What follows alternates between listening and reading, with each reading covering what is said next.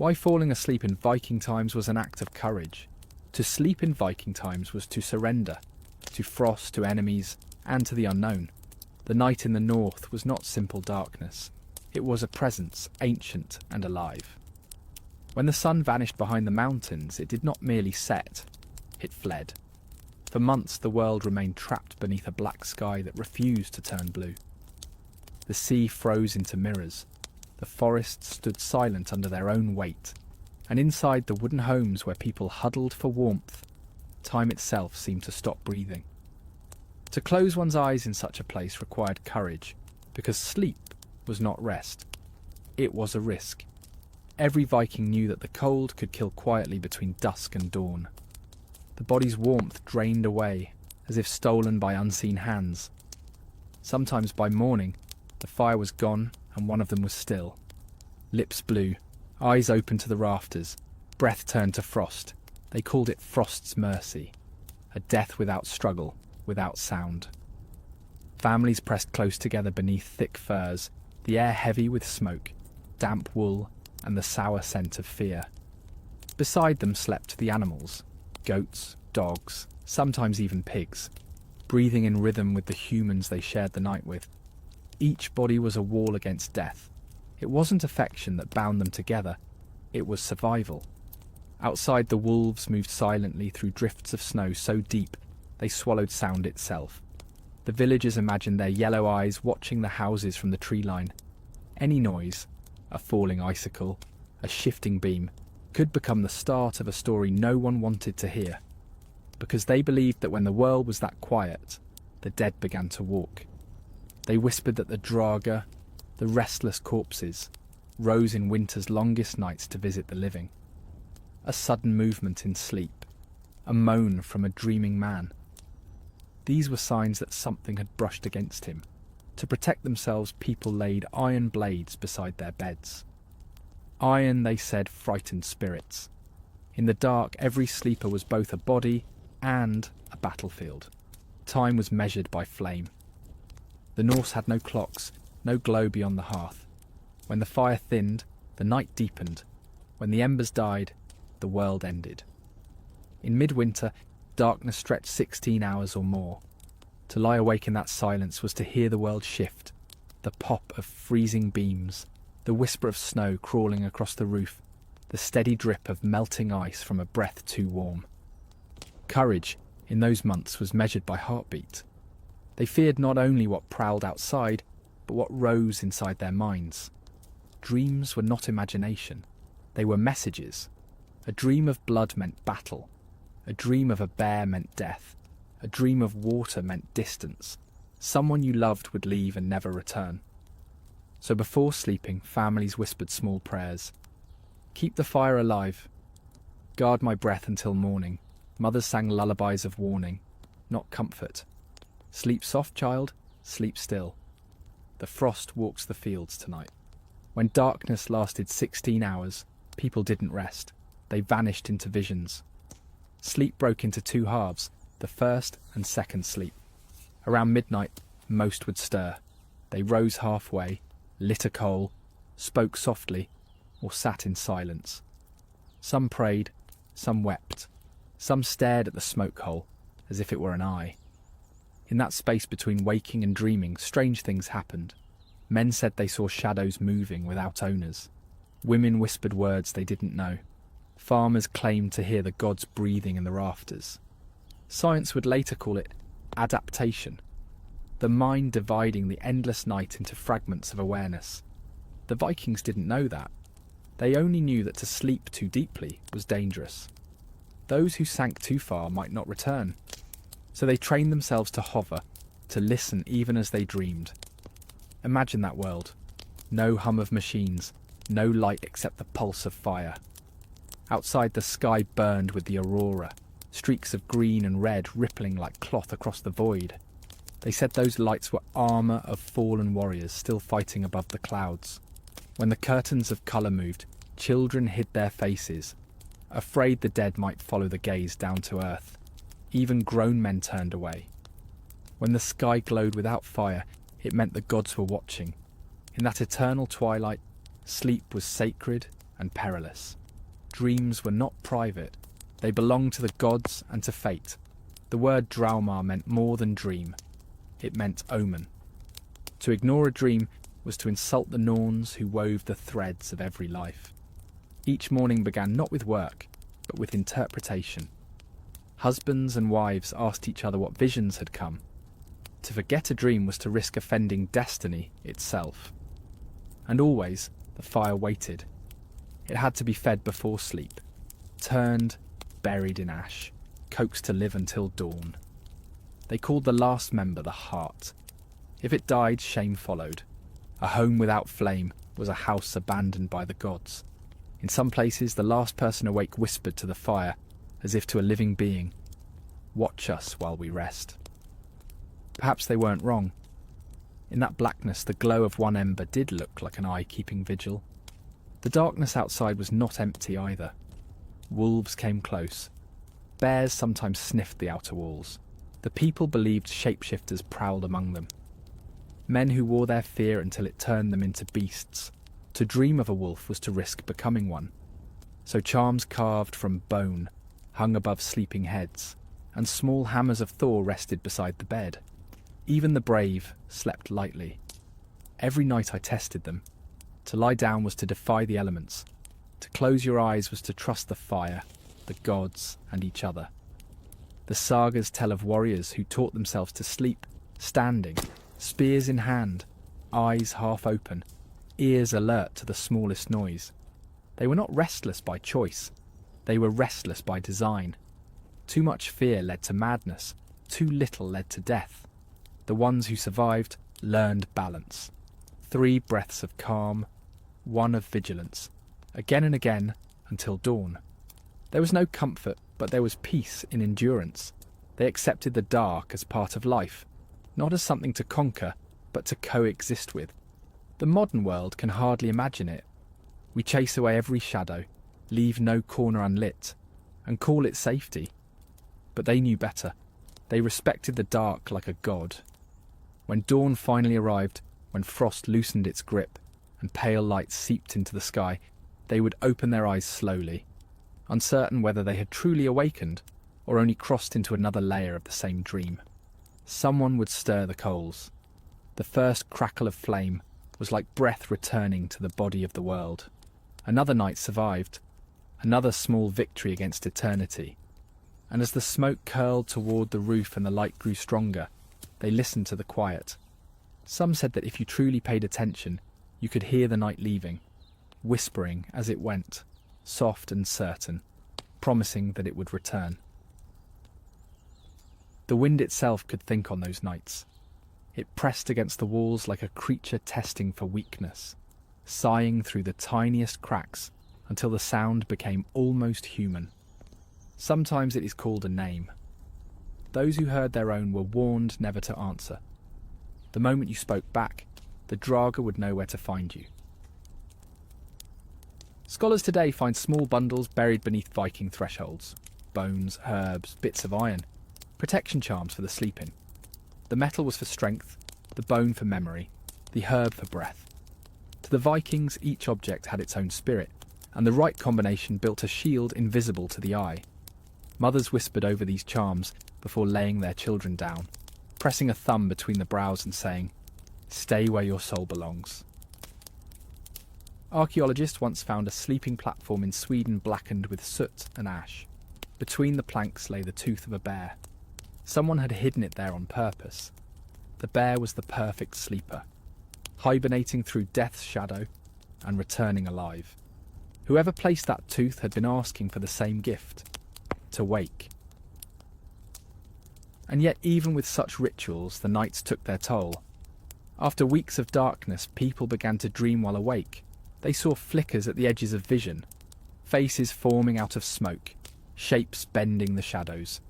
A sudden shiver, a breath that didn't belong. The line between dream and waking dissolved until every sound was suspect. There are old tales of warriors who lost their minds in winter. They weren't cursed or drunk. They were consumed by sleeplessness. One man in the Floamana saga spoke of lying awake for 7 nights, afraid to close his eyes because he swore the dead waited on the other side of sleep. When he finally surrendered, he dreamed of drowning under ice, and when the others found him in the morning, he was stiff and wet, though the floor was dry. Modern science calls it hallucination, born of exhaustion. The Vikings called it the veil opening. They coped the only way they could, through rhythm and repetition, the sound of grinding grain, the beat of a hand against the wall, the murmur of a prayer half remembered, anything to keep the silence from settling too deeply into the skull. If they could keep the night busy, it might forget to take them. Some villages built their houses in circles so that light from one hearth touched another through cracks in the doors. When a flame flickered in the distance, it meant life. They believed the dark could count, that it numbered its prey, and that sharing firelight confused it. Every family had stories of a night when someone failed to wake. No screams, no struggle, just stillness. In those moments, grief and gratitude mixed together. The dead had gone quietly, and the living still had warmth to tend. The next evening they would sleep again in the same place, because there was nowhere else to go. Fear was a constant companion, but so was acceptance. And beneath it all, something older than fear, a strange peace. They had learned that to fight the night was useless, better to endure it, to live inside it. The darkness was not their enemy, it was their teacher. It taught them patience, taught them humility, taught them that even the smallest flame mattered. When the fire dimmed, someone always whispered the same line. Keep breathing, the gods can hear it. And in that whisper lay their entire philosophy, that life itself was an act of sound against silence, of warmth against cold, of hope against everything that wished to bury it. The strange Viking bond between rest, death, and dreams. They said the dead did not stay quiet in the north. When the ground froze too hard to dig, bodies waited above it, wrapped in linen, sealed in ice, breathing the same cold air as the living. And when people finally slept, they sometimes dreamed of those bodies moving. To the Vikings, the world of the dead was not far away. It was beneath their feet, behind the next hill, or hovering just beyond the edge of the firelight. The veil between the sleeping and the buried was thin. If a man lay too still, if his body cooled too much, if his breath came faintly enough, the gods might mistake him for one of the fallen and carry him off before morning. They built their homes close to graves not out of disrespect, but out of belonging. Ancestors were protected. A burial mound was a guardian, not a warning. When storms howled, the villagers whispered toward those mounds, hold the walls, keep the wind out. Yet that nearness also meant the dead were listening, and sometimes they answered. There are stories carved in runes of people who heard knocking in the snow after midnight. Some said it was branches cracking, others claimed it was bones. When dogs barked at nothing, they would cross themselves, or, before Christianity reached them, mutter a name. Odin, Freya, Hel. Each could rule the night in their own way. Odin watched the slain. Freya gathered souls of women and warriors alike. Hel ruled the rest. If one of them had taken notice of your home, your sleep would not be peaceful. In winter, bodies could not be buried at once. They were placed in barns or side rooms, bound in ropes to keep them from sitting upright, faces turned to the wall. When the thaw finally came, they were lowered into the ground. Sometimes a member of the family would dream of the exact moment that should happen, the soil softening, the spirit sighing, as if finally released. They took that as a sign from the dead themselves. The grave digger was simply following a command, whispered through sleep. Modern archaeologists have unearthed graves where the corpses were pinned down with stones, or laid face down as if the living feared they might rise again.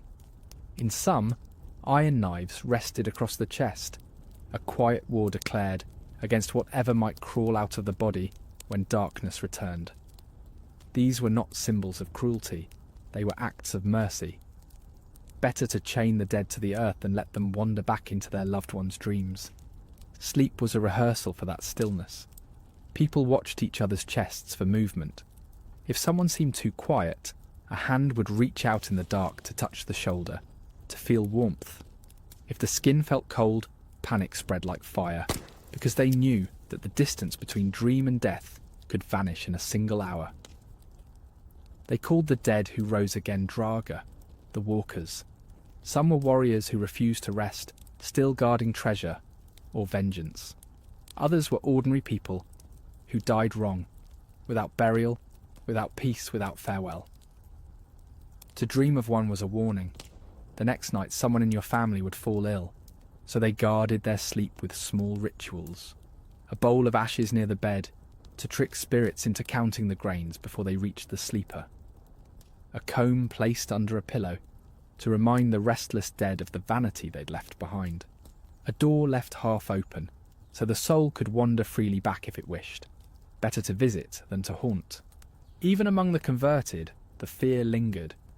Centuries later, Christian monks recorded tales of corpses walking in the north called Drauga, who press upon the living in their beds. The monks called it blasphemy, yet they wrote it down anyway. Perhaps even they were afraid. Sleep in those nights was not only vulnerability, it was communion. When a mother lost her child, she sometimes dreamed of feeding it again, holding it close by the hearth. When she woke, the air would still feel warm where the child had been. Men dreamed of brothers who had fallen in raids, sitting beside them sharpening blades that no longer existed. People woke crying but grateful, because the dream proved the soul still lingered somewhere near. In the sagas, there are stories of warriors who claim to have spoken to the dead in dreams. One tells of a man visited by his slain comrade, who warned him not to sleep near the shore that night. He moved inland, and a rockslide crushed the house where he had lain the night before. Another tells of a woman whose dead husband told her where to find a stolen heirloom. In the morning she dug where he had said, and found it. To them death was not silence, it was simply another room in the same house. Because of this, sleep was treated like a door. Each night when they lay down, they crossed the threshold between the living world and the other one. Before closing their eyes, they spoke to their ancestors aloud, naming them so they would not be mistaken for strangers when the dreams began. The young learned early to respect the boundaries. A careless sleeper could invite the wrong guest. And still the body craved rest. The mind drifted whether one believed or not. When exhaustion finally broke through fear, they surrendered. The dreams came, faces glowing pale as moonlight, voices calling from under frozen earth, hands reaching out not to harm, but to remind. In the morning, the living would tell one another what they had seen. Sometimes the dream made sense. Often it did not. But all believed that meaning waited, hidden like roots under snow. Archaeologists now find traces of that faith in the graves themselves. Some were built with benches carved inside, places for the living to sit and visit. In a few, evidence of food, bread, honey, mead, left to rot beside the dead. Offerings or perhaps meals shared in quiet conversation before burial. They believed the dead grew hungry. They also believed the living might someday need the same kindness. To sleep surrounded by such faith was both comfort and terror. Each breath was a promise to wake, and each dream a reminder that someday they would not. But they did not see that as tragedy. Death was only another form of rest. The sagas speak of warriors saying before battle, "I will sleep soon, and if I wake in Odin's hall, so be it." Rest was always linked to return. Maybe that's why their language used the same words for sleep and death in so many verses. To fall asleep could mean to die. To wake could mean to live again. Every night contained both possibilities. When morning came and frost cracked against the windows, they thanked the gods not just for survival, but for the dreams that had come. Some wrote their meanings on wood. Others simply whispered them to the fire. The dead had spoken, and for one more day, the living had listened. They rose, shaking snow from the roof, breathing steam into the pale air. Another night survived, another message received from beneath the frozen soil. And somewhere beyond the hills, the mounds of their ancestors slept on, quiet for now, until darkness returned and the living closed their eyes once more. But the most haunting part of their nights was not the fear of dying. It was the fear of being left behind by the dead. They believed love could make the grave restless. When someone passed in winter and could not yet be buried, their spirit lingered inside the house like the echo of a voice. People swore they heard footsteps near the door or the creak of the bed where the body had once lain. A widow might wake to the feeling of her husband's hand brushing her hair, or the weight of a familiar warmth beside her. No one screamed. They simply whispered, "I know. I'll wait too." Sometimes these visitations lasted for weeks, ending only when the body could finally be laid beneath the earth. In the sagas, this is spoken of not as horror, but as devotion.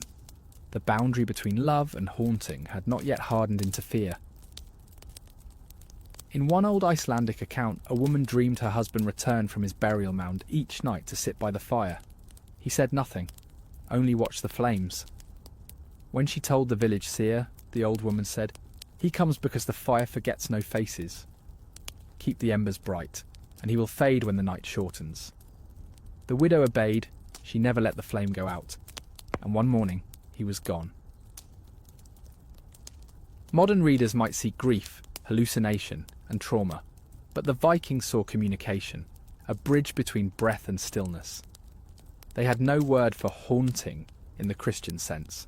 The dead were not trapped, they were simply nearby.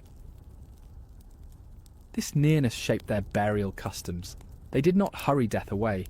They spoke to it, prepared it, honoured it. When a body was dressed for burial, every action mattered. The mouth was closed so no breath escaped to wander. The eyes were covered to keep the soul from getting lost. Hands were folded to show surrender.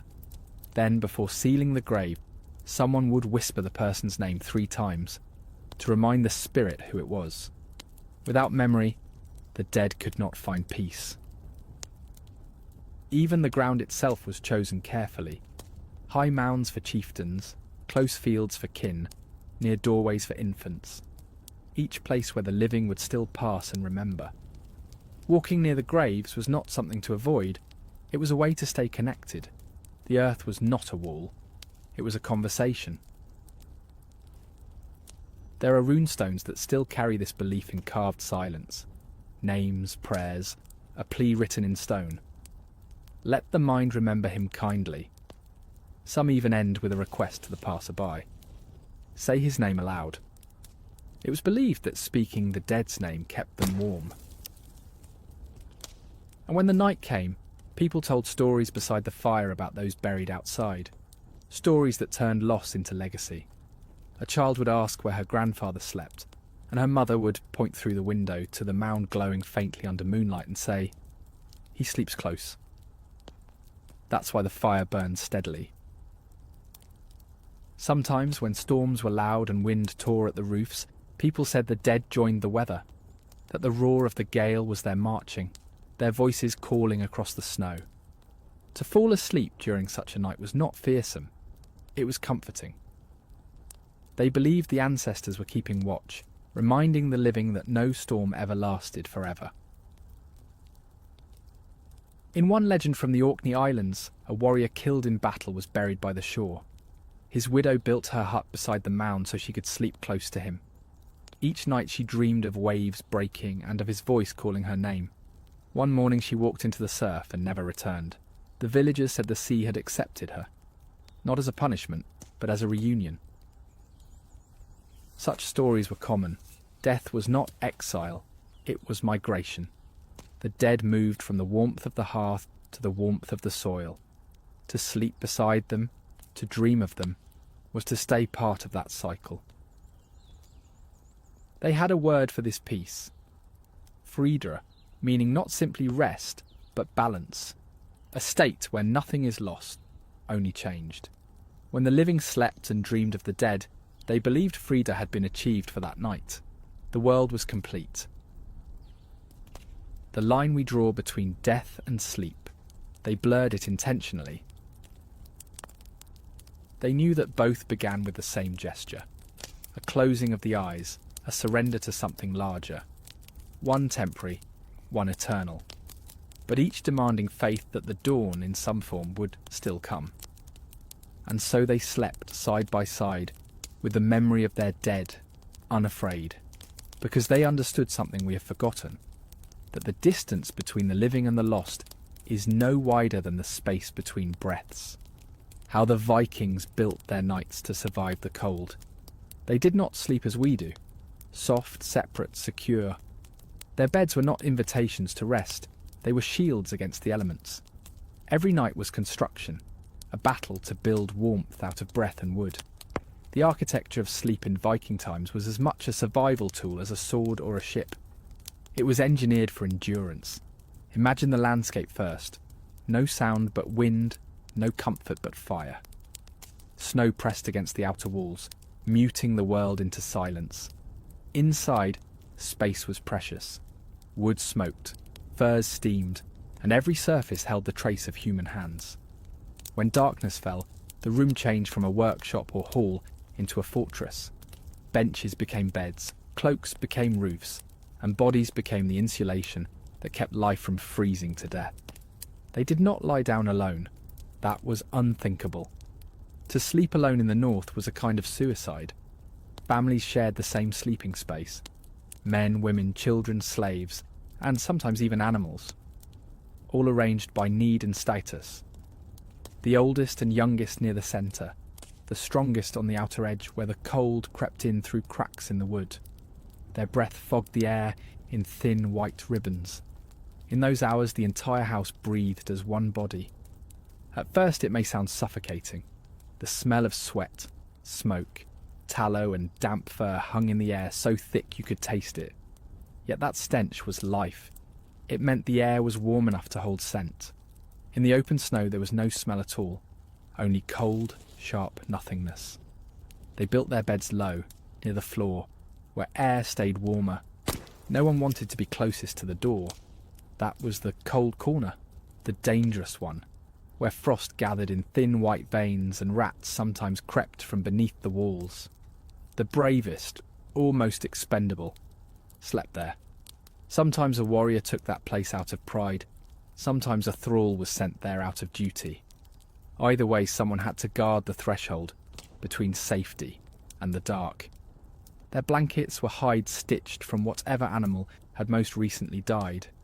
Deer, sheep, bear if they were lucky. The furs were heavy, stiff with age and grease, smelling faintly of blood. Beneath them they lined the floor with hay or straw, which hissed softly as bodies shifted. In summer that straw might be replaced with woven mats of reeds or dried grass, but in winter nothing was wasted. The same bed that kept you alive might later feed your animals. It was a world where comfort was borrowed, never owned. Every bit of warmth was temporary. Every fire burned down. Everybody cooled, so they learned to use rhythm instead. People took turns sleeping in layers. The first group lay down early, while others stayed awake to keep the fire fed. When the embers glowed low, the watchers would wake the sleepers to trade places. This rhythm kept movement alive inside the room, the human heartbeat of the long night. It also meant no one ever slept for long. True rest came only in fragments. The body adapted, they learned to fall asleep in moments, to wake without confusion. Some could lie down and be dreaming before their heads touched the furs. They called this gift svefenskjotur, sleep swift. It was a skill envied by all, because in that world every second of warmth mattered. But even in their rest, they were never still. Someone always shifted, someone coughed, someone rose to urinate in the snow and returned with a gust of icy air that made everyone groan. The house was alive, restless, like an animal breathing in its den. They placed the fire not in the centre, but slightly to one side, leaving a path open for smoke to escape through the roof vent. Too much flame, and you risked suffocation. Too little, and you froze. The fire was not just light. It was balanced. Each sparks a negotiation between death by ice and death by breath. There are remains of sleeping platforms found in old farmsteads. Planks built into the walls, sometimes with carvings of protection, spirals, hammers, sunwheels. These were not decorations, they were wards. Carved into the grain were silent prayers that the sleepers would wake. In one site, archaeologists found the bones of a dog curled where the master's bed once stood, a companion perhaps, still guarding him long after both had turned to dust. Even architecture bowed to fear. Ceilings were low to trap heat, doorways narrow to keep drafts from entering. The Vikings understood their environment better than we give them credit for. They were engineers of necessity. The homes they built were not comfortable, but they worked. They created a microclimate of survival. Human heat contained within timber and trust. And within that space, the act of sleeping itself became a communal ritual. Before lying down, each person prepared the bed as if readying for a voyage. Furs checked, coals covered, weapons close. A spear or axe often rested beside the sleeper, not from paranoia, but tradition. Enemies came at dawn. Everyone knew that the most vulnerable hour was the one before light returned. If you were a traveller, the rules changed. Strangers were given the outer edge, nearer to cold and risk. Hospitality was sacred, but so was caution. A guest might be kin or curse. So they offered bread, a drink, and a spot by the door. Sleep well, they'd say. But they never turned their backs until the stranger's breathing steadied. Sometimes when storms howled and wind tore at the walls, the people sang softly to keep rhythm with the creaking beams. The songs weren't lullabies, they were spells to calm the wood, to remind it not to split. The rhythm of their voices matched the rhythm of their fear. Sleep in that world was always temporary. A pause, never a guarantee. The Vikings treated it like an agreement with something ancient, an understanding between life and death. I'll close my eyes for a while. You can wait until morning. And yet, despite the fear, they found beauty in it. There are poems from the later sagas that speak of the sound of snow falling outside while lovers slept inside, and how that silence felt like a blessing. One fragment reads, "The house breathed with us. The dark held its breath." Even then they recognised that survival itself could be sacred. Archaeologists have uncovered sleeping rooms where fire soot stained every surface. The beams blackened, the walls slick with tar. Yet among the ruins they sometimes find small carvings hidden behind panels, faces of gods, protective runes, tiny crosses added centuries later when Christianity spread, layer after layer of belief built into the wood, pagan prayers overlaid with Christian hope, both asking for the same thing, one more morning. When dawn finally came, the sleepers stirred like a single creature waking. The air was thick with steam from melting frost. Children yawned. Someone prodded the fire to life again. The smoke rose and clung to the ceiling, like ghosts reluctant to leave. And then slowly they began to speak. About dreams, about noises, about who had snored too loud or stolen the best fur. The architecture of their sleep was simple, but its purpose was profound. They had built not comfort, but community. They survived the night by becoming one body. In a land where cold could erase a village in a single storm, warmth was the closest thing to holiness. The fire crackled again. Someone laughed, the sound raw and human against the endless wind outside. And for a brief moment, before work began and the day reclaimed its weight, the people of the north simply existed. Alive, breathing, safe. They had not conquered the night, but they had endured it. And in the world they built from wood and courage, that was enough. Even the smallest detail in their sleeping spaces carried meaning. The way the wood was joined, the way the walls breathed, all of it was designed with memory. The Norse didn't just build homes, they built containers for life. Each beam, each nail, was a promise to endure the cold and the gods' indifference. Some nights, when storms roared like beasts outside, the walls themselves seemed alive. The timbers groaned as if speaking, answering the wind's growl with their own. The people inside didn't fear it. They murmured back, treating the house as a living ally. They touched the wall beside them, whispering, "Hold." The structure wasn't separate from them. It was a companion, one that ate smoke, exhaled warmth, and shared the burden of survival. You could tell the wealth of a household by the sound of its night. The poor slept in silence, the fire barely crackling, their furs stiff with old sweat and salt. The rich slept to the hum of burning oak, the hiss of fat lamps, the faint jingle of ornaments hung above the hearth to ward off misfortune. But even the richest still lay shoulder to shoulder with others. No one had privacy in the north. There was no solitude in sleep, only layers of breath and body. The air inside those rooms was thick, sometimes hard to breathe. Smoke clung low, leaving a haze that stung the eyes but softened the light. It blurred faces until everyone looked like a ghost of themselves. Yet that haze was protection. It coated everything in warmth, sealing cracks, muffling sound. Children learned to fall asleep coughing, half smiling through it, because the sting meant safety.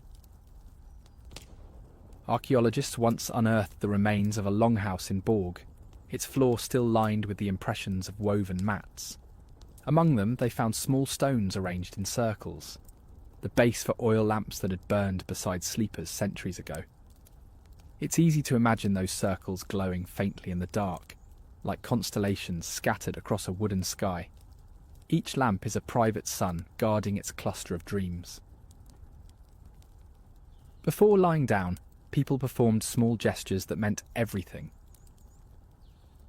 A mother would shake the furs to release trapped ice, pat the straw flat, and trace a rune of protection, often algiz, shaped like a branching tree, onto the beam above her family's heads. A man would test his weapon's edge one last time, not to fight, but to reassure himself that readiness was still possible. Then the fire was banked, the room dimmed, and silence descended like snow.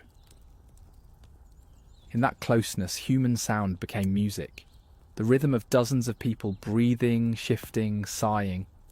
It created a strange harmony, almost hypnotic. You could measure time by it. Old women said they could tell who was sick or who was dreaming just by how the breathing changed.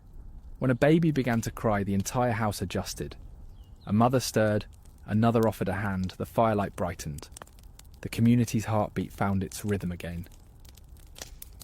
Outside, the dark pressed harder.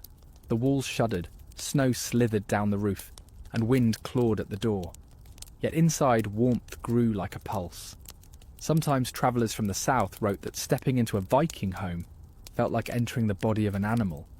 Hot, loud, alive, and heavy with scent. You could feel its heart beating in the fire. There was a strange intimacy in those nights. You could wake and see the outline of a stranger's face inches from yours. A thrall, a cousin, a neighbour, and still feel no fear. Survival had erased such distinctions. In sleep, everyone was equal. The cold didn't care about bloodlines, and neither did exhaustion. But that closeness could also be dangerous. Fire and air were constant enemies. Too much wood on the flames could choke the room with smoke before anyone woke. Too little, and they'd freeze before dawn. The balance was delicate. One heartbeat of mistake, and the whole household might not see morning, so they taught their children early how to listen for the change in sound. The subtle shift between safe warmth and smothering heat. There's a quiet heroism in that kind of vigilance. Every night was a negotiation with death, and the architecture itself was the language of that truce. The beam above you, the fur beneath you, the ember glowing near your face. All of it said the same thing. Stay alive until dawn. And when they woke, stiff and sore but still breathing, they didn't marvel at their endurance.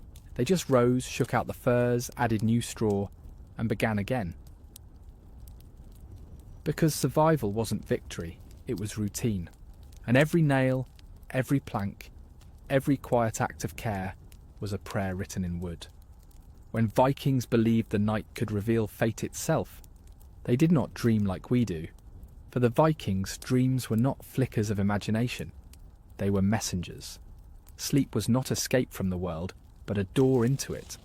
Another battlefield where fate revealed its plans. To close your eyes was to enter a place the gods could reach you, and not everyone who received their touch felt blessed. They called dreams Draumar, and the word itself carried power. To say it aloud was to acknowledge that what you saw in the night mattered. The line between dream, vision, and prophecy was thin, almost meaningless. When a man dreamed of fire, he woke to prepare for death.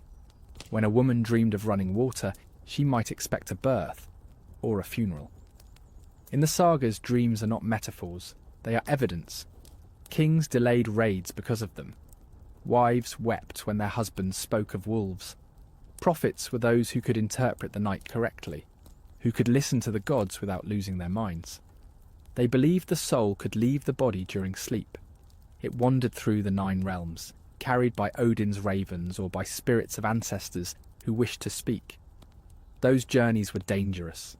A soul could become lost and never return, leaving the body hollow.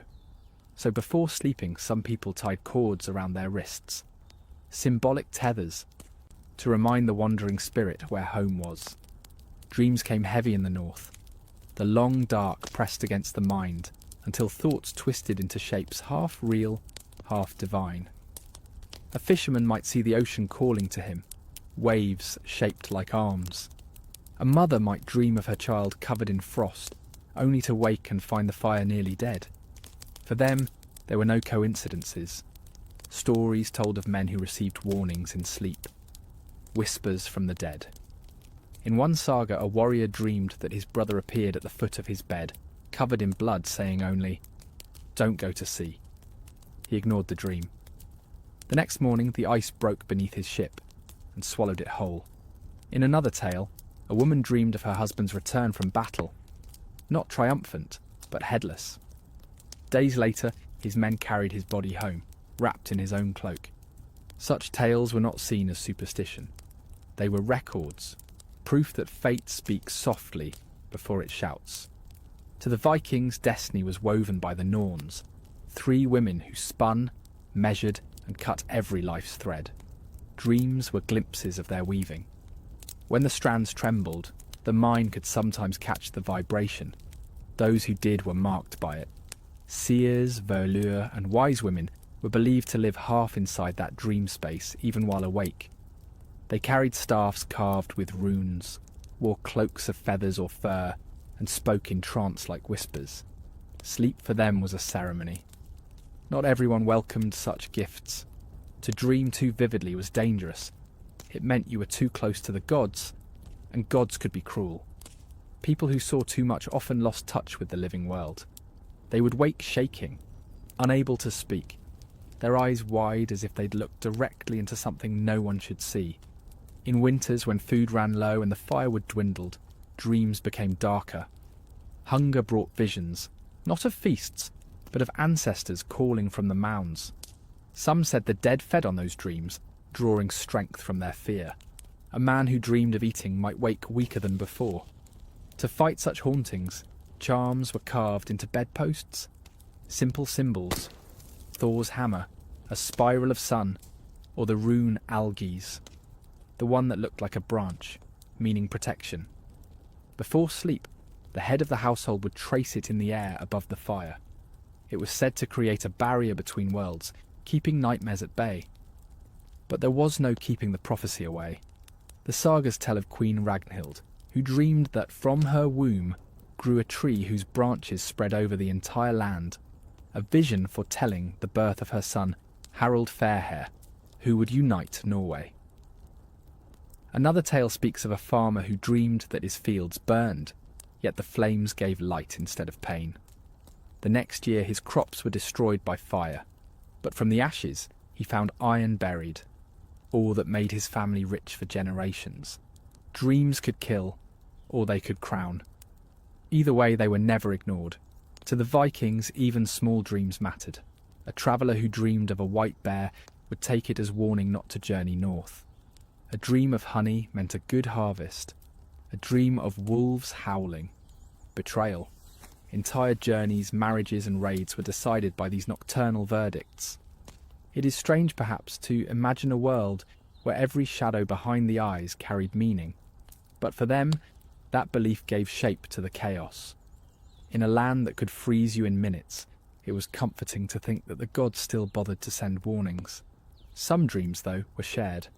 Families sleeping shoulder to shoulder claimed they sometimes dreamed the same images, the same storm, the same voices. In one old Icelandic account, two brothers said they saw themselves hunting together in sleep, though one lay sick in bed and the other far away at sea. When the healthy brother returned home, the sick one was already dead, his face calm, as if he'd died still walking beside him. Maybe that was the meaning of their dreaming, connection in a world of isolation. The night could separate them from the living, but in dreams they found one another again. As dawn approached, dreams faded quickly. They treated that fading as sacred time, a breath between worlds. Before the light fully broke, people recited what they remembered aloud, so it would not be stolen by the morning wind. Then they cast it into fire or water, offering it back to the gods who had sent it. To the modern ear, these rituals sound strange. Yet even now, there is something ancient in how we wake from nightmares and feel their grip linger, as if part of us still lives in that older world, where sleep and death, memory and prophecy are all woven from the same cold thread. And so each night they laid down once more, uncertain of what waited beyond the closing of their eyes. They did not fear dreams because they might be false. They feared them because they might be true. There were nights when the boundary between dream and vision vanished completely. People said the gods grew restless in winter and used human sleep as their mirror. If you saw something strange, a bird made of light, a ship sailing through snow, a shadow wearing your own face, it meant that the divine had borrowed your mind for a moment. You were the glass they looked through. The sagas are filled with such stories, small glimpses of prophecy tucked inside the rhythm of daily life. In the Vatnsdæla saga, a woman named Thordis dreamed of a great wave crashing over her house. She woke screaming, certain it meant ruin.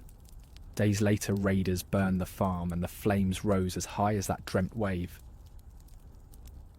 In the Laxdæla saga, a man dreamed of a golden falcon perching on his hand. A sign, the elders said, that he would gain power but lose peace. By spring he had become a chieftain, and by winter he was dead. Dreams were language. The trick was knowing how to translate. Some people became experts in that translation. The spakonur, women of sight, were summoned to interpret what others could not bear to understand. They spoke softly, half asleep themselves, as if the dream world still held them by the wrist. The firelight shimmered on their beads and furs, the sound of their staff tapping the ground in rhythm with their words. They would not simply explain a dream, they would step into it, closing their eyes and describing what the dreamer had seen as if they had been there too. For them, the boundary between night and day was meaningless.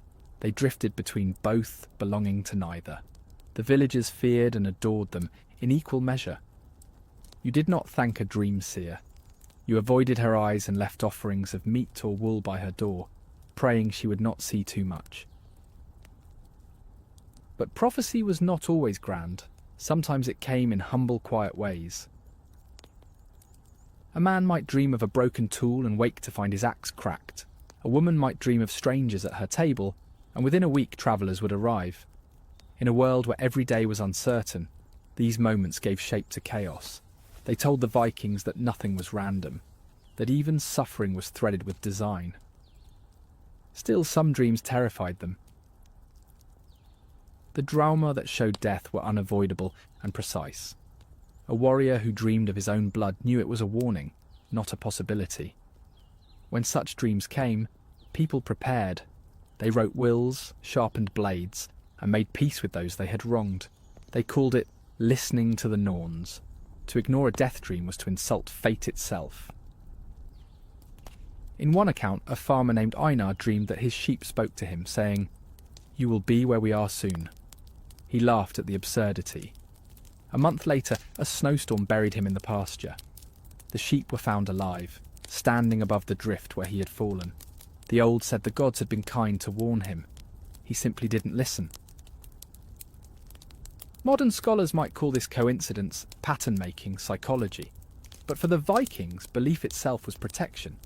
To take a dream seriously was to respect the order of the world. The gods favoured those who paid attention.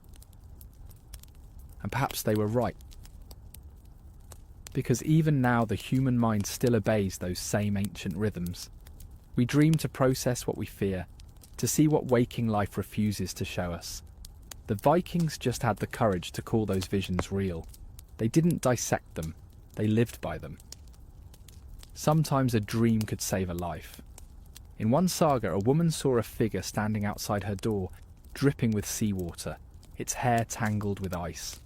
It whispered her husband's name. She woke him, insisting they move their boat farther inland before dawn. By morning the tide had broken the harbour wall. Every vessel but theirs was gone. They told that story for generations, not because of what it proved, but because of what it reminded them. That the gods never stopped speaking. Only humans stopped listening.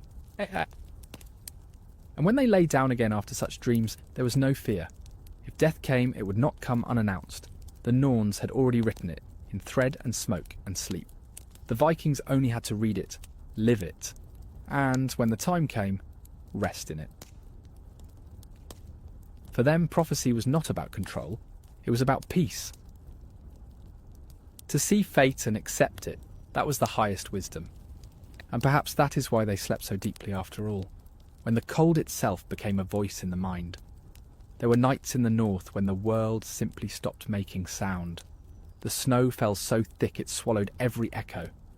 You could scream into the wind, and it would vanish before reaching your own ears. In that silence, something inside the human heart began to shift. The Vikings called those winters Fimbulveta, the great winter, the endless one. It was not just a season, but a state of existence, a test of the soul. The sagas said it would come again before the end of the world, when wolves would swallow the sun and the sea would freeze from shore to shore. But for those who lived through the long nights of the north, the apocalypse was already familiar. It came every year, when the sky refused to brighten and the air turned heavy with frost. Inside the small wooden houses, there was no sound beyond breathing and the faint crackle of the fire. The ear longed for something, a voice, a footstep, even the cry of a bird. But the snow buried all signs of life. When people spoke, their words felt strange, too loud, bouncing against the stillness like stones thrown into an empty cave. Some said the silence itself was alive, that it crept in from the mountains, seeping through the cracks, settling on the skin like invisible frost. It had weight. It pressed down on the mind until even thoughts began to echo. Children grew restless. Adults grew distant.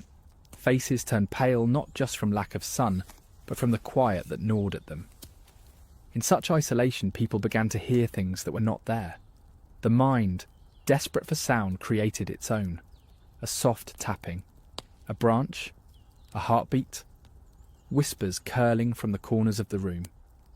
The Vikings believed those whispers belonged to spirits, sometimes to ancestors, sometimes to the land itself. Silence, they said, was how the other world spoke. There are records from later travellers who described old Norse families burning herbs or animal fat simply to make crackling noise, to break the spell of stillness. Others sang, not from joy, but from fear of going mad. A house too quiet was a dangerous thing. When a man sat alone by the dying fire, staring into the coals for too long, people would whisper that he was listening to the frost, and that soon the frost would start listening back. In the endless dark, even time changed its texture. Hours stretched until they no longer had meaning. Days blended together like snowflakes melting on the same field. People began to speak slower, move slower, think slower. The brain itself seemed to freeze along with the land. Some forgot the sound of their own voices. Others began to talk in their sleep, just to remind the night they still existed. The sagas mention men who walked out into the snow and never returned. They were not driven by despair, but by something quieter, a hunger for sound. They said the wind had called to them. When their bodies were found weeks later, they were sitting upright in the drifts, eyes open, faces calm. It was as if they had finally heard whatever had been whispering all winter. To fight this creeping madness, the Vikings invented rhythm. They worked even when there was nothing to work on. They carved wood, twisted rope, beat hides, hummed songs without words, anything to make noise. The steady repetition anchored them to the physical world. Without it, thought dissolved into the same grey blur as the landscape outside. They also created stories, myths born from the quiet. Tales of trolls beneath the ice, of unseen creatures that froze travellers with their gaze, of a god of silence who walked unseen between houses and took those who spoke too little or too much. These stories were warnings but also therapy. They gave form to what could not be named. Even the animals changed. Cows stopped mooing. Dogs barked less. Horses stood still for hours, their breath forming small clouds in the dark. People took that as a sign that nature itself was listening. So they lowered their voices, as if speaking too loudly might wake something vast and sleep in the snow. The old believed that too much silence could draw death. They told of one winter when a village decided not to celebrate Yule.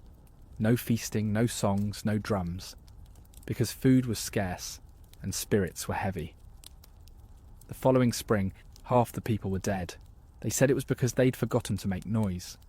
After that, no matter how cold or hungry they were, they always sang in midwinter. Even if their throats cracked from dryness, even if their songs were only whispers, they filled the air. It wasn't joy, it was defiance. Archaeologists have found evidence of these gatherings.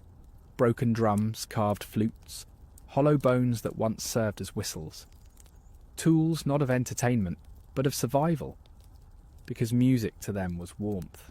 Each sound reminded the world it was still alive. Still the silence always returned. In the final hours before dawn, when the fire had burned low and the songs had ended, there would be nothing. Just the faint hiss of snow against the roof and the slow pulse of blood in the ears. People learned to fear that moment most, the pause between night and morning, when even the gods seemed to hold their breath. Some villagers burned their own roofs in desperation, just to hear the crack and roar of flame. The light was worth the loss. Others left their houses to stand in the open, faces turned upward, begging the sky to make a sound. The aurora shimmered above them, silent, mocking, beautiful. They swore they could feel its noise in their bones, even if no one could hear it. By the end of each winter, when the first crow finally cawed and the ice began to melt, many wept without knowing why. The noise was overwhelming, almost painful. The world was speaking again. The silence retreated into the mountains, waiting for next year. The Vikings endured it as they endured everything else. But deep inside, they carried that quiet with them. It became part of their faith, part of their fear. In their mythology, even the end of the world begins with silence. No thunder, no scream, only a stillness so deep it feels holy. And maybe they were right, because in that silence, stripped of warmth and sound and comfort, they met the raw truth of existence. That between every heartbeat there is a pause, and in that pause lives both terror and peace. The silence was not always absent. Sometimes it spoke. There were people who claimed they could hear music inside it, low, pulsing tones that came from nowhere, like the deep hum of the earth itself. Others said they heard breathing in the snow, slow and steady, matching their own. The old called that sound Jördasungur, the song of the land. It was said to lull some to sleep and drive others mad. When the darkness stretched too long, even the bravest minds began to twist. The Vikings knew it. They had words for the sickness of the cold. Hugviki, the illness of thought. The afflicted would grow distant, speaking to no one, staring into empty corners. Then one morning they would walk out into the frost barefoot, saying they were following a sound no one else could hear. Their footprints always led toward the mountains. To protect against that pull, they built rituals of noise. Every few nights they would strike shields with sticks or hammers, beating rhythm into the walls. Not for war, but for sanity. They called it the waking of the house. Each clang reminded the wood it was still alive. reminded the gods that voices still echoed among the living. The vibration shook loose the heaviness that crept into the chest during too much quiet. At the heart of it all was rhythm, the oldest medicine. They drummed on barrels, clapped their hands, stomped the floor in patterns that grew wild, desperate, until laughter replaced fear. Even the children joined in. They danced with exhaustion, shouting into the air just to hear something answer. And in that sound, in that defiance, they found life again. One story tells of a family who survived an entire winter alone after their neighbours perished. They sang every night to keep from falling into despair. When spring came and travellers finally reached them, they found the family thin and trembling, but alive. The visitors asked how they had endured. The father said, "We sang until the silence left us." Even now the ruins of longhouses reveal evidence of that need for noise. Grooves carved into walls where sticks had struck wood. Soot-stained beams splintered from drumming. What archaeologists call damage was, in truth, survival marks. The scars of sound carved into the architecture of fear. But not every house could win that battle. Some succumbed to the silence completely.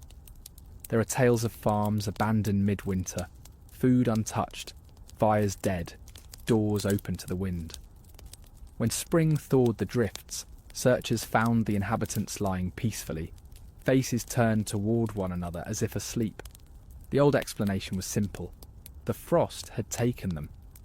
But in the whispers that lasted long after, people said the quiet had called them home. In the Viking mind, silence had personality. It was neither friend nor enemy. It was a test and witness. To survive, it was to be reshaped by it.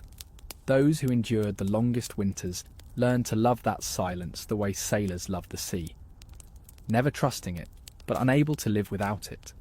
Because beneath the fear there was something almost holy in that stillness. The kind of quiet where you could hear your own pulse, your own thoughts, the steady rhythm of your breath. The kind of quiet where, for a fleeting moment, the line between yourself and the world dissolved. The Vikings feared the silence, but they also understood it better than we do. It was their mirror, reflecting both the danger and the grace of being alive.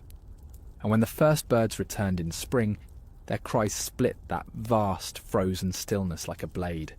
People would pause in their work and listen, smiling, weeping, unable to speak. Not because they were sad, but because the silence had ended, and something inside them had ended with it.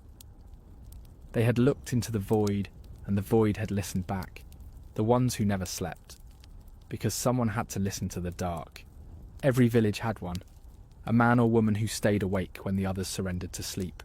Not a warrior, not a chief, just someone chosen to keep watch while the night pressed its ear against the walls. The Vikings called them Veterverder, the Winter Watchers. To hold that post was both honour and punishment. It meant you were trusted. It also meant you were alone. Their task was simple. Keep the fire alive, keep the wolves away, and listen. Yet what they listened for was not always human. The north was too vast, too empty, to believe that only flesh moved beneath its snow. When the world outside froze solid, sound carried for miles. A single crack of ice could echo like a scream. The watchers learned to tell the difference between shifting wood and footsteps, between wind and whisper.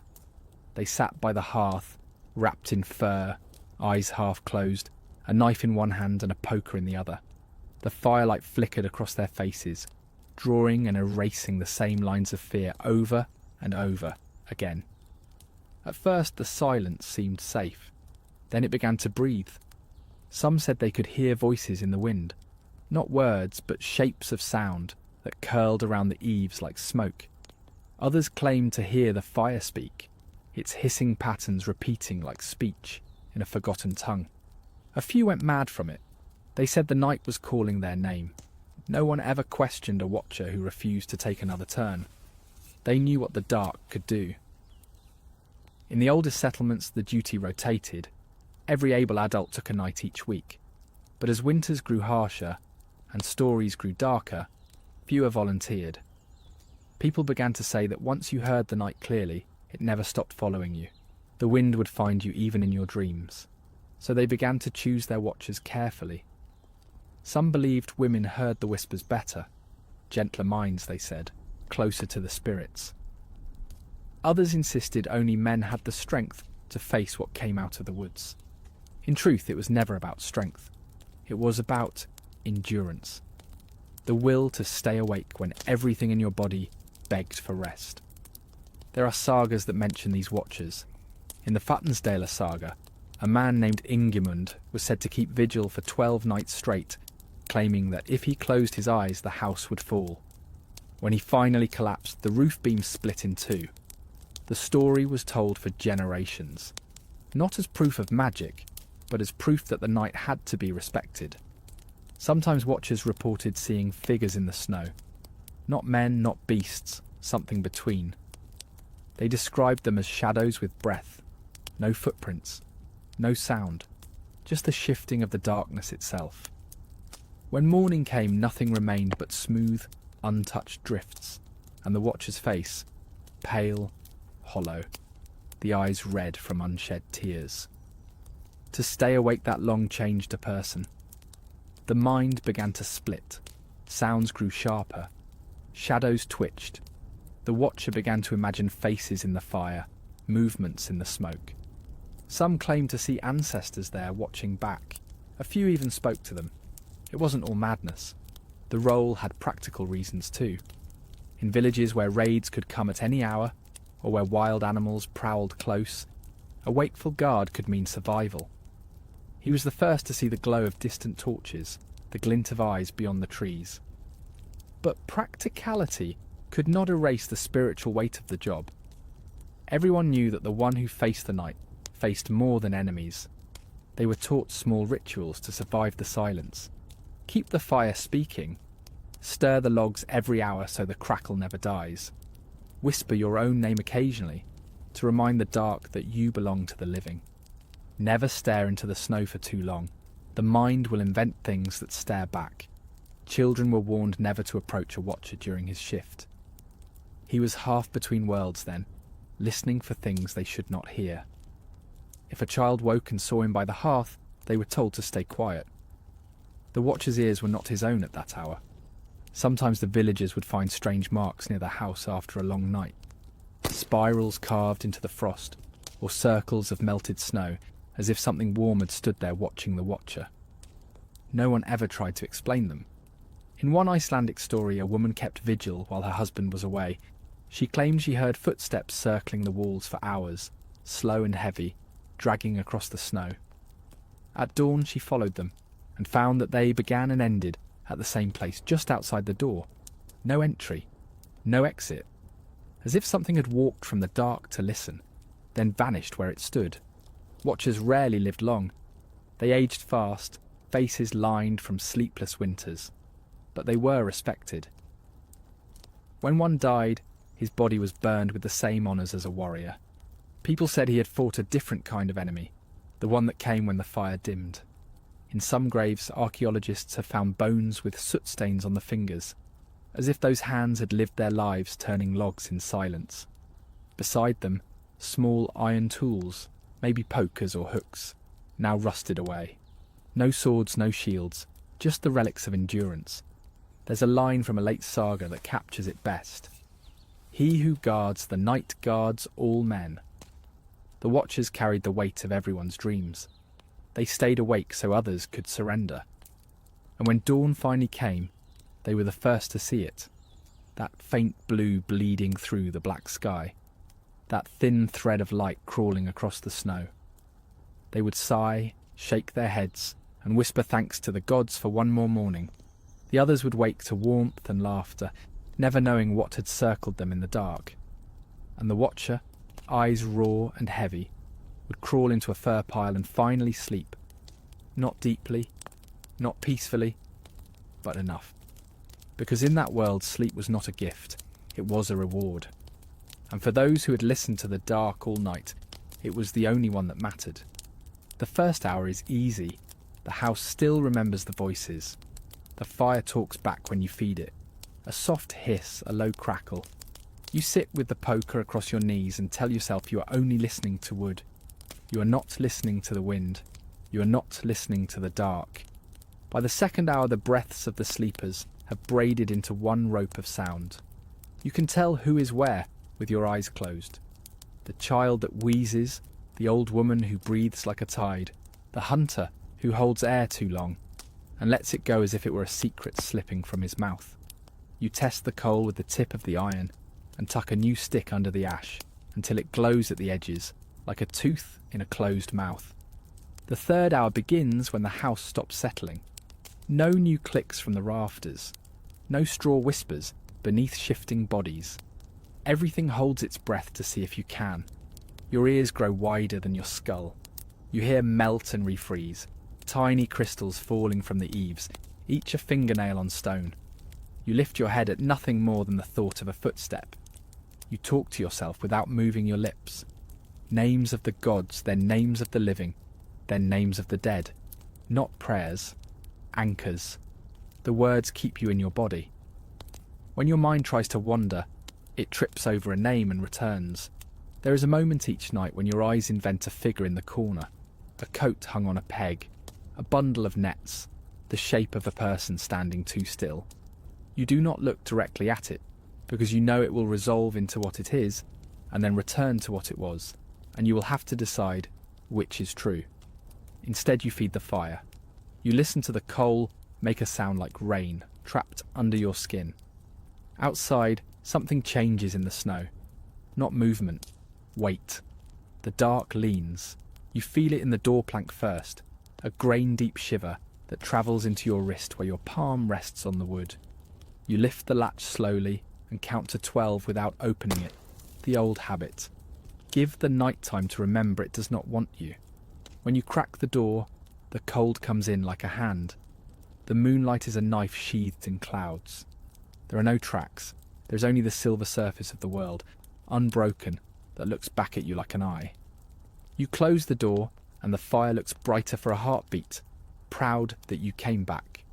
You tell it a story you barely remember, about a man who sat up 12 nights until the beam split, and the snow came into the room in a perfect square. It is a warning disguised as a memory. The coal answers with a single snap. You drink from the wooden cup, and the water is a kind of pain. Your jaw aches from keeping still. You roll your shoulders, and your bones answer with their own small thunder. The house permits it. It knows the difference between the sounds of living and the sounds of loss. The hour between first sleep and second sleep arrives like a visitor who doesn't knock. The half-wakers stir. A child whimpers. A hand finds it in the dark without eyes. Someone sits up, breathes into the fire, and lies down again. For a little while the world is thicker with humans, and you could weep at the relief of it. Then it thins. The rope of breath tightens again. You are the knot. A soft scrape from beyond the wall. Not wind, not wood. You know those. This has intent. You do not reach for the axe. You reach for the poker. You lay its tip in the ember until it blushes, then lift it and hold the red near the door seam. Heat writes itself along the grain. Your breath fogs. On the other side, silence shifts its weight like a horse moving a hoof. You whisper your own name. Not loud, not a challenge, just a reminder to whatever is listening that you already belong to someone, yourself. When the sound comes again, it is higher. A paw, a hand, then nothing. You sit so still your teeth begin to hum. Time pours through you and leaves minerals. Your thoughts calcify into simple shapes. Keep the ember, count the heartbeats. Do not follow the sound the dark puts in your ear. It isn't yours. Your vision narrows until the fire is a single star, and the rest of the room is a sky that might not contain it. You hold the poker like a mast and ride the small weather of the flames. Stories arrive uninvited, your grandfather's boots frozen upright by the door, the way he laughed when they would not bend. The winter the river stopped speaking. The boy who loved to run on ice and fell into air instead of water because the snow had roofed the emptiness and called it land. You pushed the stories away, in case one of them is actually a hand reaching from the other side. You hear the house answer the cold again, A beam pops like a rib. You answer the house with a tap of iron on stone. 1, 2, 3. The old rhythm they taught you, so the wood will remember the music of people. Somewhere outside, the wind changes its mind. It goes from teeth to tongue, from bite to whisper. The door no longer leans. Your wrist forgets to be a seer and returns to being a wrist. There is always a bargain in the last hour. You pay it with a thought you do not want to think. You promise something you do not want to promise. Let them breathe, you offer. Take my sleep tomorrow, or the next night, or the week after. Take the laughter I would have had when the fish ran. Leave me the fire this once. The dark is a market with no stallkeeper, yet you feel the price accepted. The ember brightens by a feather. You know dawn is coming before the first colour, because the silence loses weight. It becomes distance instead of pressure. The breath rope loosens. Someone sighs and it sounds like a summer sound. The frost on the beam above the hearth turns from hard white to something wet that remembers the word drop. You tilt your head and the house tilts with you. When the blue finally threads itself through the seam of the door, you feel it in your throat. The night unknots. You lift ash with the back of the poker and the coal underneath opens its one red eye and looks at you with recognition. You feed it, a thin stick. It takes it. Flame grows like a decision being made. They wake. Names answer. The count is whole. Someone laughs. The laugh people laugh when they have nothing and everything at once. You place the poker down as if it were a child you have carried too long. Your hands are black. Your eyes gritty with ghosts. The watchers always look older in the morning, as if the dark had pressed its thumb into the clay of your face to see if it would hold a shape. You crawl into a warm place that is still warm from someone else. You do not sleep so much as fall through yourself. As you go, you hear the day begin its noise. Wood split, water struck from ice, a voice telling a story about a sound it didn't hear. The night lingers at the edge of the room, polite now, already turning into memory. Just before it leaves, it says your name the way wind says the name of a hill, which is to say it doesn't. You answer anyway, but only inside your mouth. You have listened to the dark and kept it secret, that it is smaller than the ember you protected, how a single flame stood between life and the end of the world. They treated fire like a living god. It breathed, it ate, it demanded attention. In the north, to let it die was almost a sin, a betrayal of every ancestor who had survived the dark before you. Each home's flame was descended from another, passed by torch or coal from neighbour to neighbour, village to village. There was no such thing as making fire in the middle of winter. You inherited it. They called it elder, but that word meant more than flame. It meant warmth, light, spirit, life.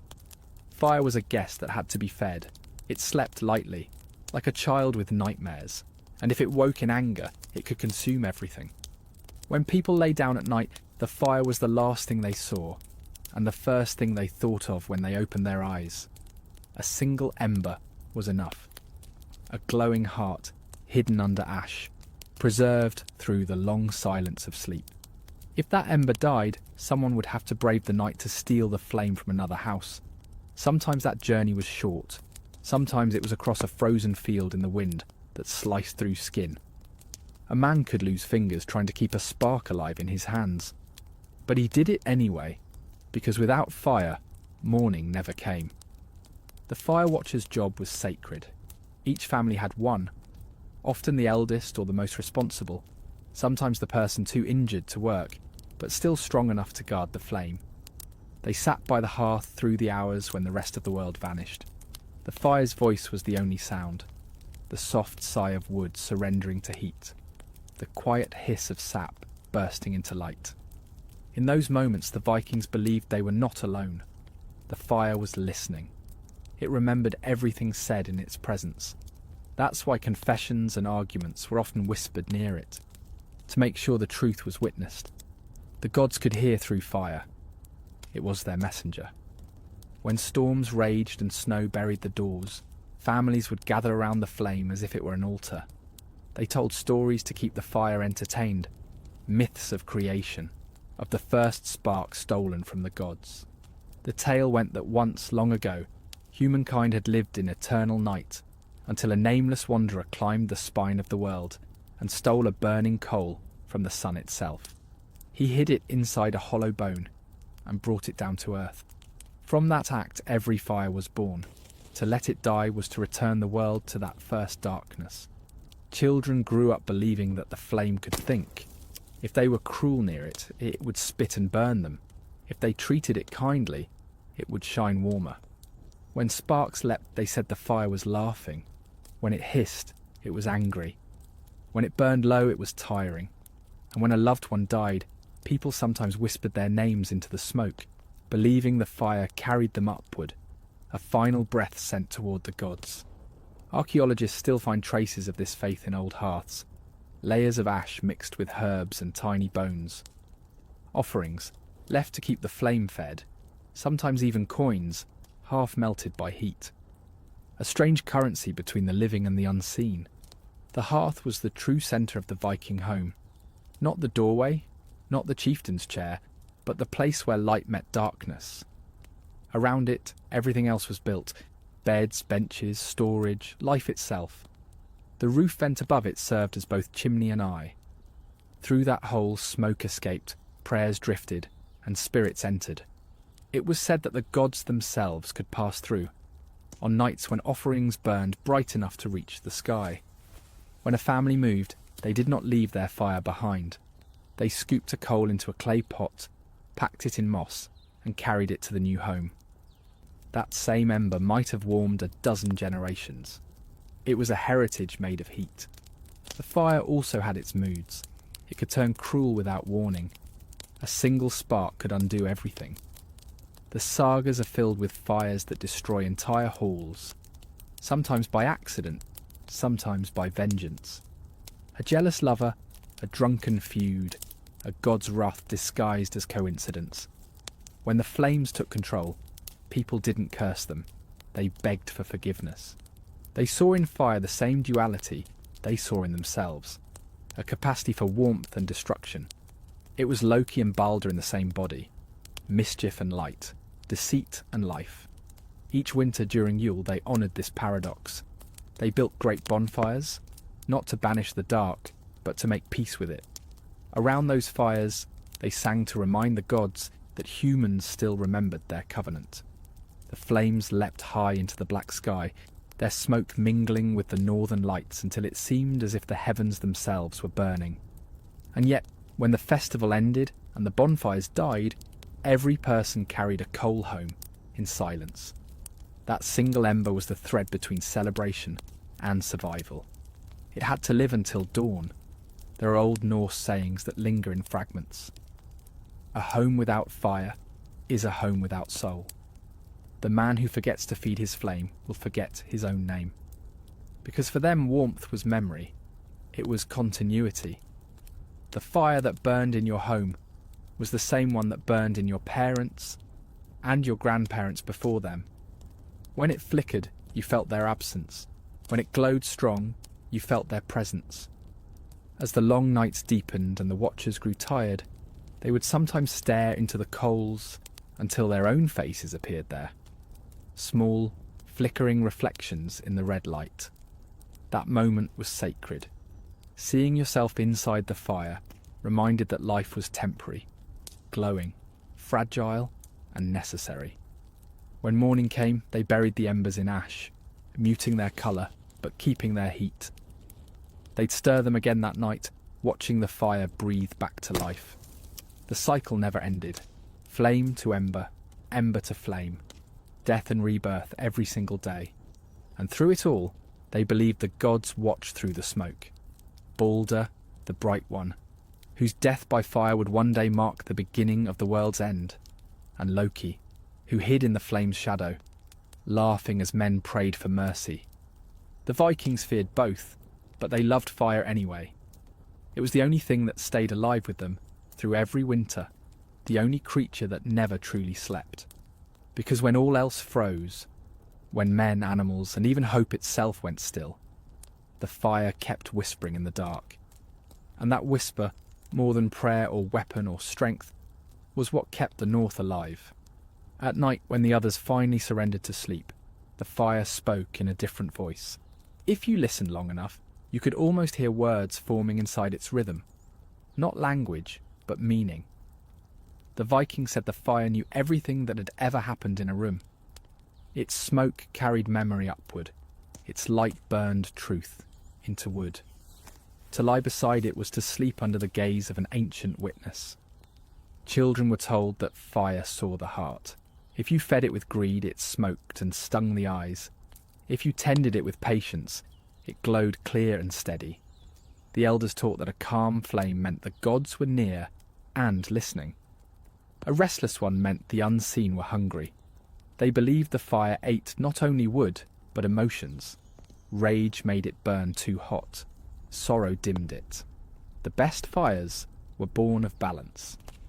When travellers came from distant farms, the first thing they did was approach the hearth. They stretched their hands over it and whispered their names. A small introduction, a way of letting the household spirits know who had entered. No one sat until the flame flickered back in acknowledgement. It was like greeting a host. On the coldest nights, families told the story of Loki's theft, how he crept into the hall of the gods, stealing a spark meant only for them. He hid it inside a piece of birch bark and fled across the sky. When the gods pursued him, he dropped embers that fell to earth as lightning. From those strikes came the first mortal fires. The moral was simple. Fire is divine rebellion. It belongs to those bold enough to take it. Each generation guarded their ember, as if it were lineage itself. There were winters when a single coal kept an entire valley alive. If a family's fire went out, they sent their youngest to beg for a new spark, believing the innocence of youth protected it from dying on the way. The child would wrap the ember in moss and carry it home like a beating heart. When it caught again, the family would celebrate as though someone had been resurrected. The hearth became the centre of every ritual. Contracts were sworn before it, wounds cauterized by it, marriages blessed in its light. Even punishment sometimes involved it. A thief might be forced to walk around the fire 3 times, confessing his sin to the flame itself. The idea was not torture, but purification. The fire burned lies out of the air. There was tenderness too. Lovers whispered by the embers when the others slept, tracing shapes in the soot, seeing their faces reflected in the coppery glow. In those moments, the fire was a secret keeper, holding their warmth long after they turned away. Archaeologists have found traces of meals left untouched beside ancient hearths, charred bread, a bit of fat, a splash of mead. Offerings to the flame's appetite. They weren't mistakes, they were gifts, left to ensure the fire stayed loyal. A house whose fire turned against it was cursed. It meant the spirit within had grown lonely.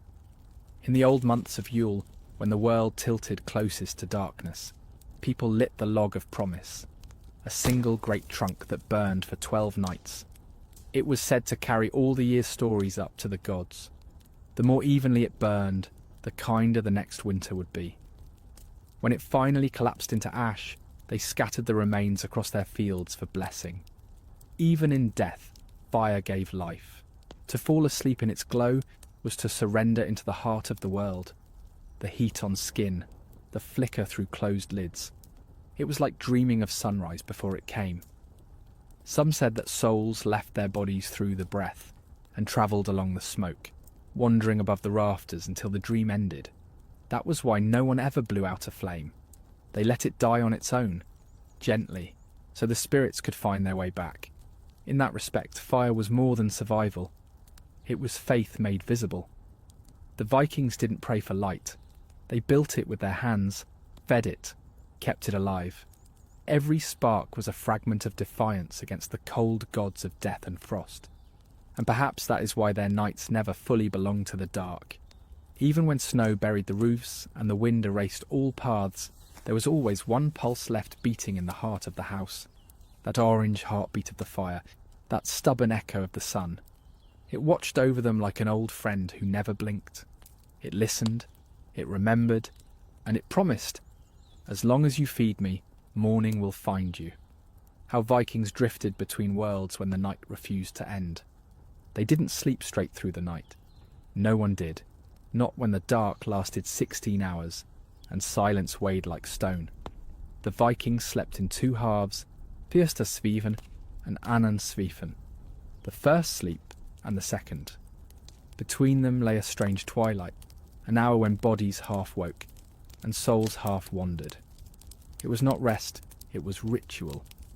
They rose in that gap without knowing why. Some stirred the fire, others prayed or whispered to the gods. Lovers found each other in that soft half-light. Parents checked their children's breath.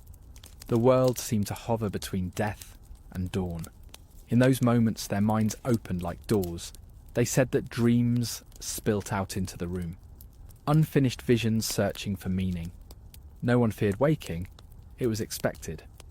They believed the gods spoke most clearly then, when sleep loosened the knots of the body but hadn't yet released the spirit. The Norns could tug at a person's thread in that hour, showing flashes of what might come. If you saw a face, a fire, a road, it was advice, not an accident. The fire's glow was dim by then, buried under grey ash. Someone would prod it gently, coaxing the heart of it back to life. The spark would flare, and the whole house would breathe again. They believed it mattered how you tended the flame during that hour. If you were careless, if you let it gutter out, misfortune would follow you into the second sleep. Families sometimes spoke softly together then. They talked of the day that had passed, or the ones they hoped to see. It was the only time when the world felt slow enough to listen. Outside, the frost held everything still. Trees, rivers, even the air. Only the northern lights moved, shimmering faintly across the roof beams through the smoke hole. Children were told that if they opened the door in that hour, they might see ghosts walking. Not terrifying ones, but familiar shapes. Ancestors stretching their legs before returning to their mounds. The barrier between living and dead was thinner then. You could thank the spirits for keeping you through the night, but you must never follow them outside. That was the danger of the second sleep. Curiosity. Some people went out into the snow during that strange hour and never returned. The villagers said they had followed a dream too far. They became part of the silence, lost between worlds. Yet those who stayed inside found peace in it.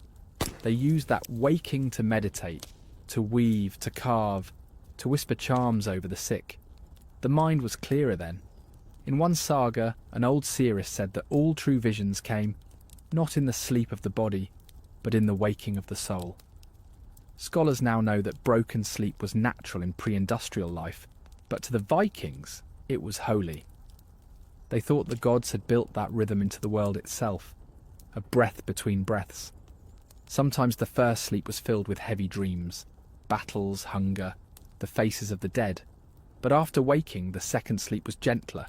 People described it as deeper, calmer, like being carried rather than falling. It was the sleep of renewal. When they finally opened their eyes to dawn, they felt reborn, as if two small deaths had granted one more day of life. There are accounts of farmers lighting a candle or lamp during that middle hour and marking its wax each night, believing it measured the strength of the soul. If the candle burned evenly, their household would endure the winter. If it sputtered or cracked, someone inside would fall ill.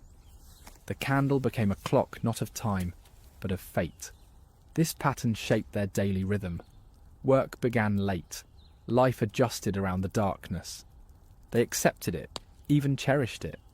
The modern world fears sleeplessness as weakness, but the Vikings treated it as communion. That moment between sleeps was when they felt closest to whatever governed them. Gods, ancestors, or the deep instinct that linked them to the land itself. In those quiet hours, the house felt alive in a different way. The fire murmured, the snow outside sighed, and the people half dreaming felt themselves both inside and outside their own lives. They were watchers of their own breathing, witnesses to existence. By the time the second sleep took them again, the frost on the roof would have thickened, and the stars would have wheeled just slightly west. The body sank back under furs, heavy and warm, and the mind drifted into gentler visions. Less warning, more wonder. They dreamed of thawing rivers, of sunlight spilling through ice, of green fields they had never seen but somehow remembered. When morning finally broke, the light came pale and forgiving. They stretched, rubbed their faces, and stirred the fire back to brightness. The first act of every day was to thank the flame, and the second was to tell what they had dreamed. Those stories were not entertainment. They were reports from the night, intelligence from another realm. Through that rhythm of sleep and waking, they learned a truth modern people have forgotten, that rest is not absence, but conversation. The body speaks in silence, the gods answer in dreams, and between them lies the fragile space where life continues.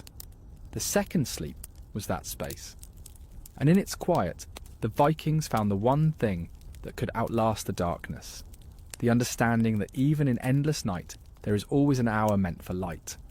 But the space between those two sleeps, that strange hovering hour, held more than superstition.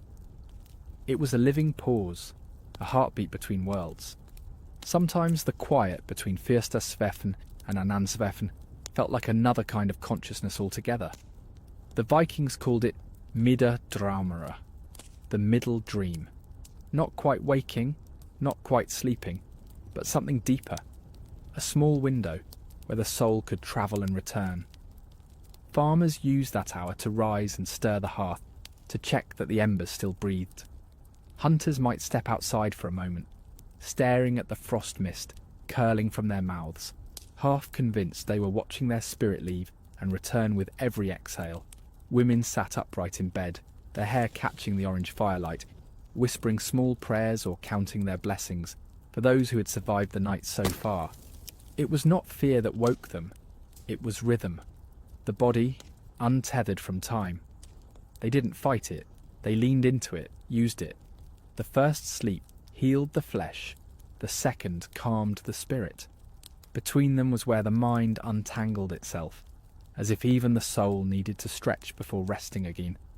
There are fragments of old writings describing how lovers would meet in that hour, their hands finding each other in the darkness, speaking softly so the gods themselves wouldn't overhear. Between the sleeps, one line says, the heart remembers what daylight forgets. For others, that time was for stillness. They would lie awake, eyes half open, watching the fire's faint pulse and imagining it as the world's heart beating through the cold. Archaeologists have found signs that this practice was real. Lamps burned low, fire pits raked precisely at intervals that fit this rhythm. The ash layers in longhouse hearths show 2 distinct burns per night, as if someone always woke to coax life back into the coals before sleeping again. Even now, sleep scientists recognise this as the body's natural pattern before the industrial age. Our ancient inheritance of wakefulness within rest. And for the Vikings, that hour wasn't wasted time. It was when they listened. Some said the gods spoke through the sound of settling wood, or through the quiet creak of the roof beams expanding in the frost. If you listened carefully, you could hear your future, not as a prophecy, but as reassurance. A whisper from the world itself that said, "You are still here." Children were told that the stars moved differently between the two sleeps, that the constellations slowed their paths to wait for human dreams to catch up. Those who woke then sometimes claimed to see the northern lights faintly through the smoke vent, sliding across the sky in silence, as if the gods were writing something too bright for the waking world to read. And when they finally returned to their beds for the second sleep, it was not exhaustion that took them, it was surrender. The house had survived, the flame still lived, the night had spoken and done no harm. They could drift back under their furs with the deep, instinctive gratitude of people who knew that survival itself was holy. The second sleep was never simply more rest. It was the completion of a cycle, a slow exhale of the soul, a final nod to the dark before dawn reclaimed them. It was the moment when even the gods slept again. When waking was a victory and daylight felt like forgiveness. Each sunrise in the north was a miracle. Not guaranteed, not taken for granted, but earned. After the endless night, dawn came shyly. It did not burst across the sky like in warmer lands. It crept, a thin grey shimmer along the horizon, hesitant, almost embarrassed to return. People stirred at the first hint of it, uncertain whether it was truly light or just a trick of frost reflecting their fire. To wake in Viking times was not simply to open one's eyes, it was to survive. The morning air cut like a blade. When a sleeper did not move, no one rushed to shake them. They waited, held breath, watched for steam rising from the mouth. Only when a faint cloud appeared did relief spill quietly through the room. A sigh, a whisper, a thank you to the gods. Another life kept. Each dawn was a roll call. The fire was stirred, names were spoken, counts were made. Sometimes the silence after a name was longer than it should be. Someone would rise, pull back the furs, and find stillness that no warmth could undo. Death came quietly in those nights, leaving behind bodies that looked only asleep. The living carried them into the pale light and laid them beneath snow until the earth thawed. Then they returned, wordless, to their work. Yet the survivors did not meet in the morning with fear. They met it with reverence. The first blue light was holy. It touched walls blackened by smoke. It glinted in frost on the beams. It turned the air from grey to gold. The Vikings called this time Dagmal, the measure of day. To step into it barefoot was to feel the world being born again. They believed dawn had a spirit of its own. Dellinger, the bringer of light. Songs were once sung to him before chores began. Not hymns, but quiet greetings.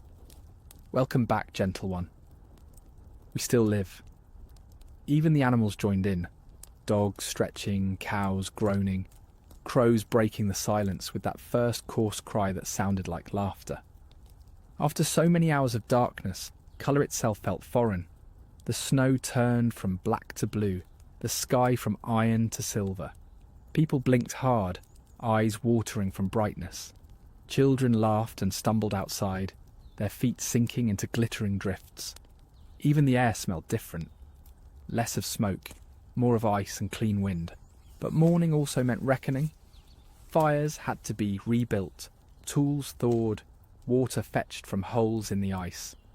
The Vikings greeted the new day with work. Their gratitude was practical. The first sound after dawn was the clang of iron, someone splitting wood or striking flint. The world moved again. They ate what was left from the night. Dried fish, cold broth, bits of bread gone stiff with frost. Each bite was a reminder that life persisted not through abundance, but through persistence itself. Survival was not a moment of triumph, but a rhythm. Breathe, eat, move, endure. Even after light returned, the memory of darkness clung to them. They carried it in their bones. People spoke more softly in the mornings, as if afraid to scare the sun away. Children were told not to cry before daylight fully filled the room. The night still listens, mothers would say, touching their cheeks. There were rituals for dawn. In some places, the first act was to open the door wide and let the cold rush in, a gesture of respect for the world outside, acknowledging that even in its cruelty, it had spared them. In others, families threw a pinch of salt or ash into the wind, offering thanks to whatever unseen hand had turned the earth back toward light. Some mornings were harder, the firewood piles too low, the breath too thin, the grief too fresh. On those days, dawn was not comfort, but reminder that survival demanded another day of effort, that the night would return soon enough. Yet even then, they stepped into the cold, because to hide from the light was to dishonour the dead who would never see it again. When the first sunlight finally struck the snow, it scattered into brilliance, shards of gold on a white world. Faces lifted toward it instinctively. Even the oldest, who had seen 100 such mornings, still murmured small prayers under their breath. Light on skin felt like forgiveness. It said, "You were not meant to go yet." And with that light came sound, birds, wind, the low hum of thawing water. After months of stillness, it was overwhelming. Some villagers wept openly, not from sadness, but from the relief of hearing the world again. The silence had been so heavy, so absolute, that the noise itself felt sacred. The day that followed was fragile. The sun lingered low, its warmth barely touching the earth. Shadows stayed long, but no one complained. They worked, laughed, argued, loved, all under the same pale fire that might vanish again at any moment. By midday, the scent of smoke mixed with melting snow filled the air. The world smelled alive again. The Vikings believed this was when the gods walked unseen among them, curious to see who had endured their trial. So they behaved with quiet pride, offering their resilience as proof of worthiness. When evening came, the sky glowed faintly pink before sliding back toward grey. People prepared the fire again, laid furs in their places, whispered to the gods as they had the night before. But the mood was different. They had seen the light, they knew it would return. And as darkness reclaimed the horizon, no one cursed it. They accepted it like an old guest. The night was not the enemy anymore. It was part of the same cycle that made the morning precious. For the Vikings, dawn was never ordinary. It was resurrection, small and daily. Each sunrise said what no saga could put into words: you survived, you are still part of the story. When the first true morning finally arrived after a long storm, it came like a secret being revealed. No trumpet of light, no blazing dawn, just a pale wash of silver through the cracks in the roof, so faint you could mistake it for memory. The Vikings moved quietly in that first light, as if afraid it might vanish if they moved too quickly. There were no cheers, no loud prayers, only the small sounds of gratitude, the rustle of furs, the creak of knees as people knelt to feed the fire one more time. Someone would open the door and the cold would rush in, sharp, clean, merciless, carrying the scent of snow and pine and smoke. It bit at the skin like a blessing that stung. Outside, the world was almost too bright to look at. The snow reflected the weak sun in 1,000 directions, turning everything into light. Even the shadows gleamed. You could see your breath glowing in front of you like a thread of silver pulled through air. And for a moment, you understood why their ancestors had worshipped the dawn. Not as a time of day, but as an act of mercy. In those hours, the village looked like it had been reborn. The roofs glistened with frost, and the smoke from every chimney curled upward as though racing toward the gods. The sound of axes began, the steady heartbeat of work returning. It meant life, movement, control over something again. Children were often the first to laugh. They'd stumble outside barefoot, squealing at the bite of the snow, their mothers calling them back with scolding smiles. The laughter carried through the village like a bell. People stopped what they were doing just to listen to it. That sound was proof that the world had not ended. After the morning count, the fire was stirred and the dead were named. Not mourned, named. To speak their names was to carry them forward. The Vikings didn't wall off death, they folded it into life. Every new dawn was built on the silence of those who didn't wake. Some mornings, when grief hung heavy, the villagers would gather by the shore and face the rising sun together. They didn't pray aloud. They stood in silence, each thinking of someone lost, and waited for the light to climb the horizon. When it did, they turned back to their homes without a word. The ritual didn't need language. It was acknowledgement enough that the living still had work to do. Those who lived through the winter carried a strange glow in their faces, as though the light had to pass through their bones before it could reach the air. There's an old Icelandic saying, "The sun is a memory, not a promise." They knew it might vanish again, but that didn't stop them from lifting their faces to it. Faith wasn't about expecting warmth. It was about daring to believe it would come back. Inside the homes, that same light painted everything in gold and grey. It reached across fur blankets, across sleeping faces, across walls blackened by smoke. For a moment, the whole house looked alive again. Someone would hum an old song, not about victory or strength, but about gratitude. The melody had no words, only a rise and fall like breathing. And for that single day, the world seemed at peace with itself. No one spoke of the cold that would return, or the next storm waiting beyond the horizon. It didn't matter. They had seen the light again. Because after a night that long, even the smallest sunrise felt like resurrection. And the act of waking, that simple, miraculous act, was the loudest prayer they ever spoke. how the Vikings' struggle with darkness revealed a truth we have forgotten. Maybe they slept better because they feared more honestly than we do. For them, every night was a rehearsal for death, a quiet surrender, letting go. The Vikings didn't hide from darkness. They built their lives inside it, made peace with it, and listened to what it said. They knew something that modern light has made us forget, that rest is not safety, but faith. They believed that to sleep was to trust the world one more time, to trust that the fire would hold, that the gods would not turn away, that the dawn would return. Every breath that passed between dusk and morning was a kind of prayer, not with words but with survival. Today we drown that silence. We light every room, fill every pause, banish every shadow. Yet the Vikings knew that darkness was not the enemy. It was the teacher. It stripped away everything unimportant.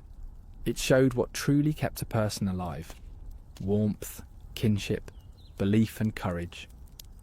When they closed their eyes, they faced the same fears we still carry: the unknown, the loneliness, the quiet voice that asks what comes next. But they did not turn away from it. They faced it with open eyes until sleep took them.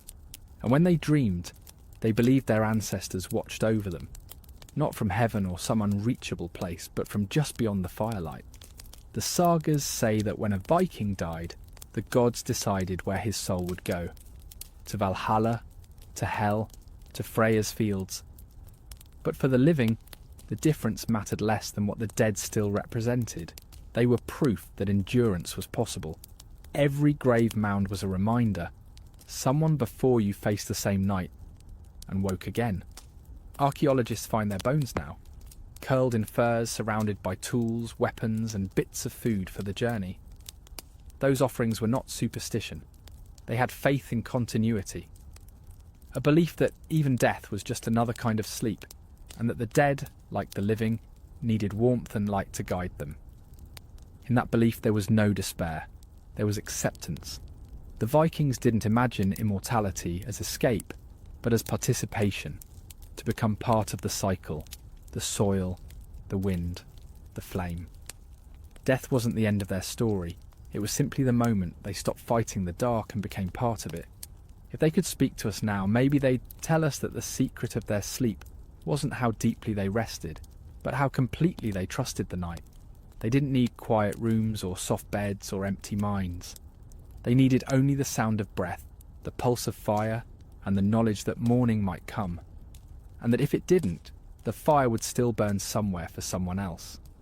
There is something in that faith that modern people have lost. We chase comfort, but not connection. We demand control, but not surrender. We think light saves us, when sometimes it only blinds us to the beauty of what darkness gives: reflection, stillness, and awe. The Vikings carried their wisdom in silence. They didn't write philosophies. They built them, in wood, in ritual, in the way they lay down beside one another, shoulder to shoulder, trusting that life could continue through warmth alone. They were not free from fear. They were simply honest about it. Every winter, as the world froze around them, they learned the same lesson again: that life is not guaranteed, but it is sacred; that warmth means nothing if not shared; that courage is not roaring fire, but a steady ember that refuses to die. When the first sunlight of spring finally came, they did not celebrate with shouts or feasts. They stepped outside in silence, lifted their faces to the light, and smiled. The world had survived, and so had they. It is easy to romanticize them: the warriors, the explorers, the poets of cold and storm. But their greatest strength wasn't in their swords or ships. It was in their nights, in their ability to face the void, to find meaning inside it, to sleep beside death and still dream of life. Because in the end, that was the core of their faith: that even the darkest night is still part of the same sky as the dawn, that the same fire that burns can also warm, that the same silence that terrifies can also heal. The dead still teach us this if we listen. The lesson is not buried with them. It moves in the air, hums beneath the frost, glows in every spark that survives till morning. It tells us that endurance is its own kind of peace. That rest is not escape, but gratitude. That fear is the proof of life, and that the secret to sleeping well, the way they did, beneath endless night and freezing sky, is not comfort but courage. Because they did not sleep to forget the world, they slept to remember it. Archaeologists still uncover their resting places. Bones wrapped in furs surrounded by the humble objects of survival. Combs, bowls, stones blackened by fire. Each artifact feels like a whisper left for the future. A message that says, this was what mattered when everything else was gone. Some graves have burned wood mixed with the soil, traces of old hearths. It's as if they wanted to take their home with them. The warmth that had shaped their nights, the smoke that had carried their stories. In a few, the ashes of the family fire were placed beneath the head of the dead, so that even in the earth they would sleep close to light. The Vikings never imagined eternity as distance. Heaven wasn't far away, it was right beside them, separated only by the thin veil of frost and breath. That's why they built burial mounds within sight of their doors, so that when they looked out each morning, they could still see their ancestors keeping watch over the living. Every mound was a memory made physical, a reminder that death was not disappearance. The dead continued to protect the land, to guard the hearth, to whisper courage into dreams. To forget them was to lose the fire twice, once in the body and once in the heart. In the sagas, warriors often said they did not fear death because they had already met it in winter. The endless nights, the hunger, the silence, those were rehearsals for the final crossing. To survive the north was to learn how to die without despair, and to the Vikings, dying well meant leaving behind more than bones. It meant leaving warmth in the memory of others. Modern people build monuments of stone and steel, but the Vikings built them of story. Each name spoken beside the fire was another kind of immortality. Every retelling of a dream, a battle, or a kindness was a resurrection. They knew that what endures is not the body, but the echo it leaves in those who remember. Their wisdom wasn't about glory, it was about continuity. Life, death, and sleep all folded into one another, each feeding the next. When the old fell silent, the young took their place by the fire, using the same words, telling the same tales, stirring the same embers. The chain was unbroken. The light moved forward. There's a strange peace in that kind of simplicity. It strips away the noise of modern immortality, the obsession with legacy, achievement, permanence. The Vikings understood something quieter, that to be remembered kindly, even briefly, is enough. To have been a source of warmth for someone else, that is eternity in its smallest, truest form. Somewhere in the north, the wind still moves through the grass that grows over their graves. It sounds like breathing. It sounds like sleep. The earth remembers every life it ever carried, every fire that ever burned upon it. And in that remembrance, the Vikings still live. Not in temples or in heaven, but in the hum of the land itself. They would want us to understand that the line between life and death is thin because it has to be. Without that thinness, the world would lose its meaning. The cold would have no warmth to measure itself against. The night would have no dawn, and so when we think of them, these people who slept with fear as their blanket and courage as their fire, we are not looking backward. We are looking into a mirror made of the time. Their struggle, their peace, their faith, all of it is still inside us. Because what the dead still teach us is simple, that survival is a kind of prayer, that every breath in the dark is sacred, and that the warmth you pass on is the only thing death can never take. The quiet triumph of waking and the ember that still burns within us. The world is still dark when you open your eyes. The fire is nothing but a pulse beneath ash, a dim red heartbeat, breathing slow, patient, ancient. You listen. No wind, no movement, just the steady silence of survival. Somewhere in that stillness you realise you have seen another morning. That was everything the Vikings ever wanted. To wake, to see the faint blue at the horizon, to know they had endured one more night in a land that tried every day to erase them. Someone stirs beside you. A breath, a quiet cough, a whisper of life. The frost on the roof beam softens, melting into drops that fall and hiss as they touch the coals. Outside, the light begins to return, thin as smoke. You rise, pull the cloak tighter around your shoulders, and kneel beside the hearth. The ashes shift under your hand, soft and cold. But there it is, heat, faint and stubborn. You feed it straw, breath, a fragment of wood, and for a moment, nothing happens. Then, a flicker. A single golden tongue of flame licking the air. The fire lives again. That act, that simple revival, was everything to them. It meant the night had not won. It meant the gods had not turned away. In that moment of light returning, they saw proof of everything their world believed, that even in the most endless dark, something always waits to be rekindled. They did this every morning, every winter, for centuries. The same motion, the same breath, the same whisper to the fire. The past never truly vanished in the north. It repeated itself like heartbeat and flame, always beginning again.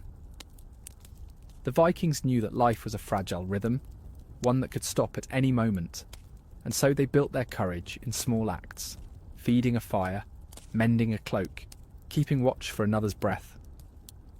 Those gestures mattered more than prayer, more than power. They were proof of care, and care in the cold was the only kind of love that survived. Now imagine them stepping outside. The snow crunches, the sky glows faintly pink. The first light spills over the sea ice like spilled mead, gold spreading over silver. It touches their faces, and they close their eyes against its brightness, smiling without knowing why. That feeling, that quiet awe at having lived through the night, is something we've lost. We wake to alarms, not to gratitude. We rush, we scroll, we light the world until no darkness is left. But the Vikings would tell us darkness was never the enemy. It was the thing that made light sacred. They would tell us that the secret of endurance isn't strength, but rhythm. The steady rising and falling, the endless cycle of surrender and renewal. They trusted that rhythm. They didn't need certainty. They only needed faith that morning would find them again.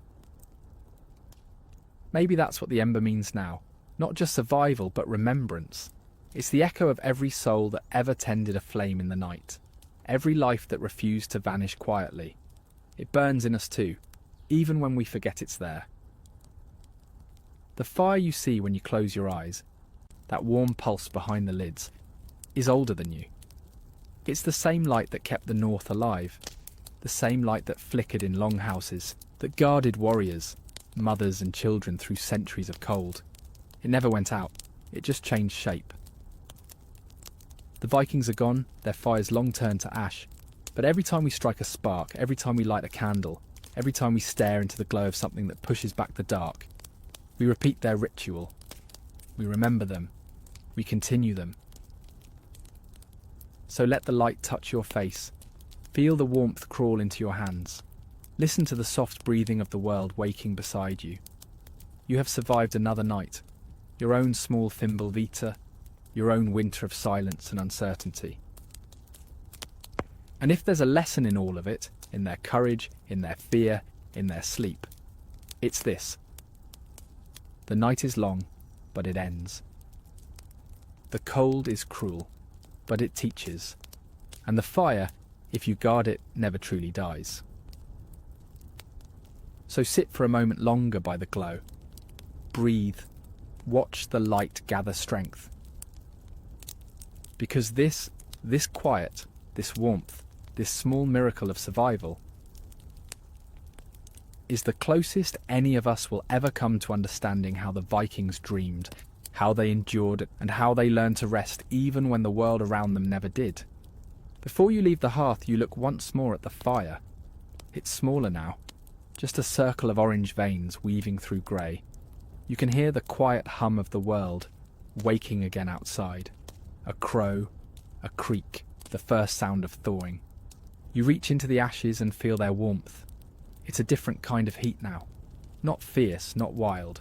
It's the warmth that stays, the warmth that remembers. It clings to your skin like something alive, reluctant to let go. You realise that every ember in history felt the same glow that burned in longhouses, the same light that touched the faces of those who came before you. You are holding the pulse of centuries. The Vikings would have understood that feeling. To them, the act of tending a flame was never small. It was a way of joining the oldest rhythm on earth: creation, destruction, renewal.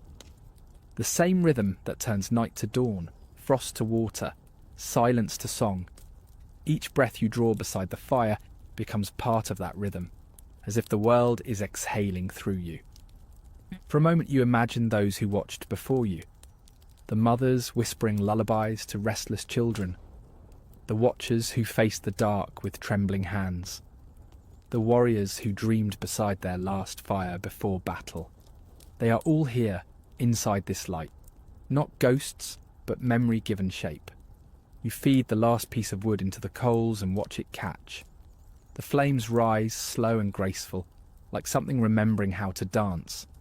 The light spills across the walls, and for an instant, the house seems full again, full of breath, laughter, voices. The past and present overlap until they are one. This was their secret, and maybe it's ours too, that life is not measured in years or victories, but in how faithfully we tend what's fragile.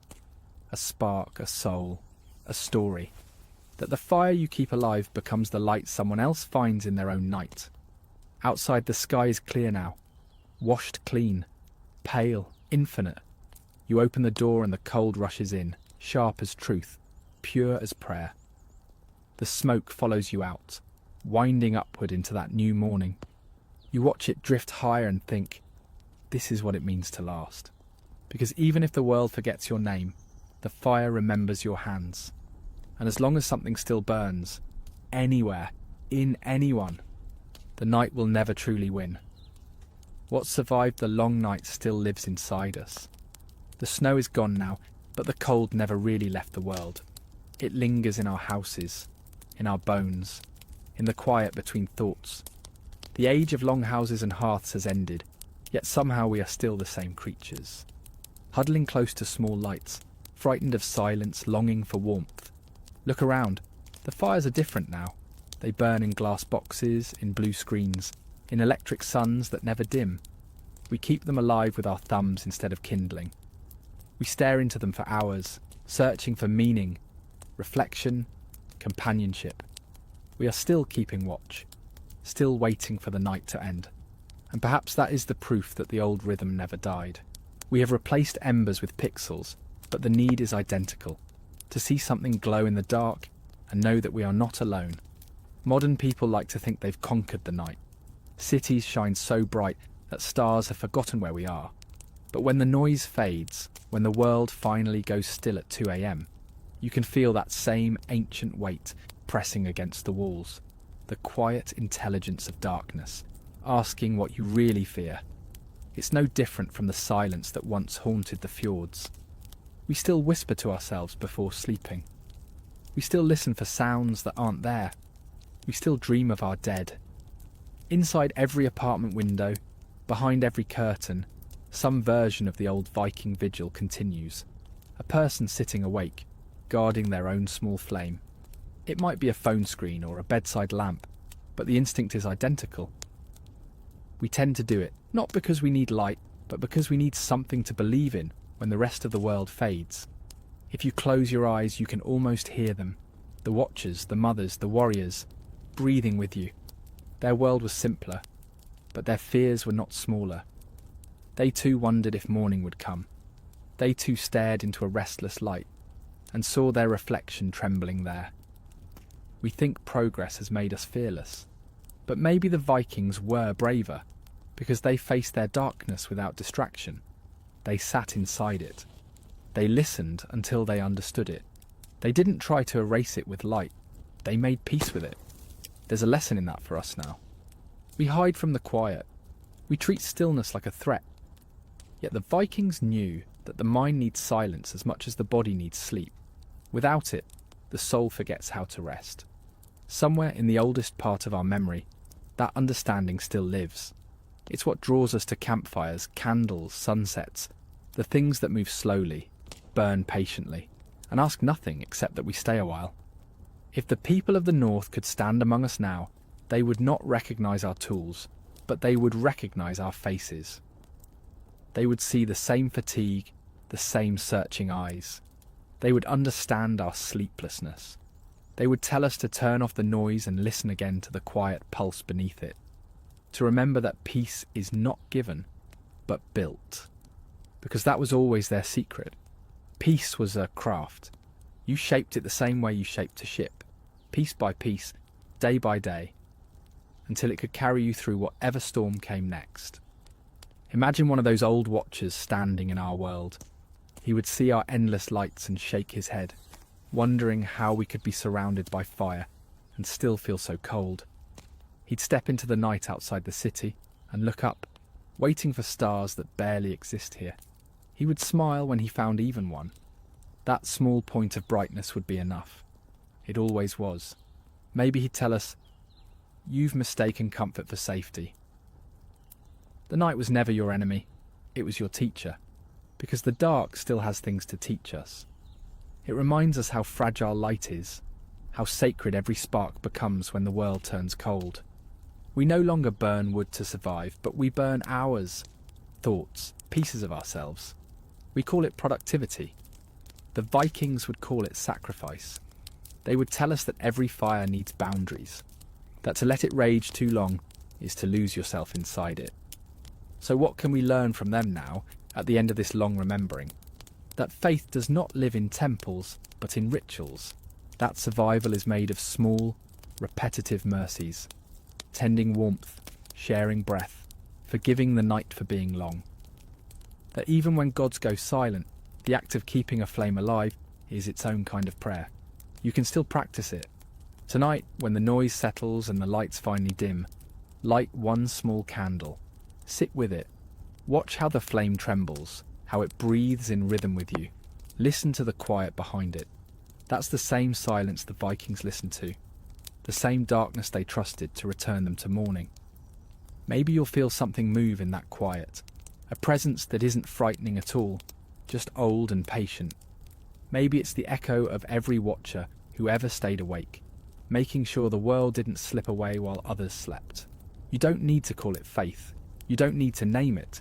Just let it remind you that the fire still burns.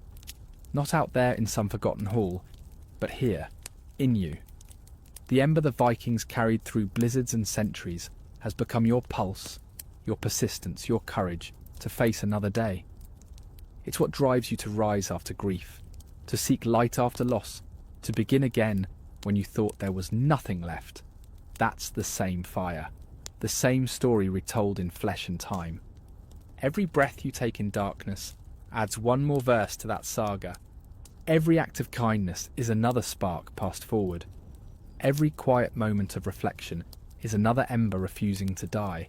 So when the night feels endless, when silence presses close and the world seems too heavy, remember this. The people of the north once lived through winters that swallowed the sun. They built their faith not in daylight, but in endurance. And they left behind not monuments, but a method. Tend the flame. Trust the dark. Wait for dawn. That was all they ever did, and somehow it was enough to light the world. Now it's your turn. Go to the window. Look out into whatever night you have. Somewhere, miles away, someone else is awake beside their own small fire. Another watcher, another descendant of the long winter. Between you stretches the same darkness the Vikings once knew, but it no longer frightens you. You understand it now. It's the same darkness that makes the stars visible. You whisper, maybe aloud, maybe only in your heart. The fire still burns. And it does, it always will. If this story kept your fire alive, keep it burning. Subscribe to Viking Times for more journeys into the cold, the courage, and the forgotten wisdom of the North. Tell me in the comments, which city's night are you watching from? Until next time, rest well, traveller of the North.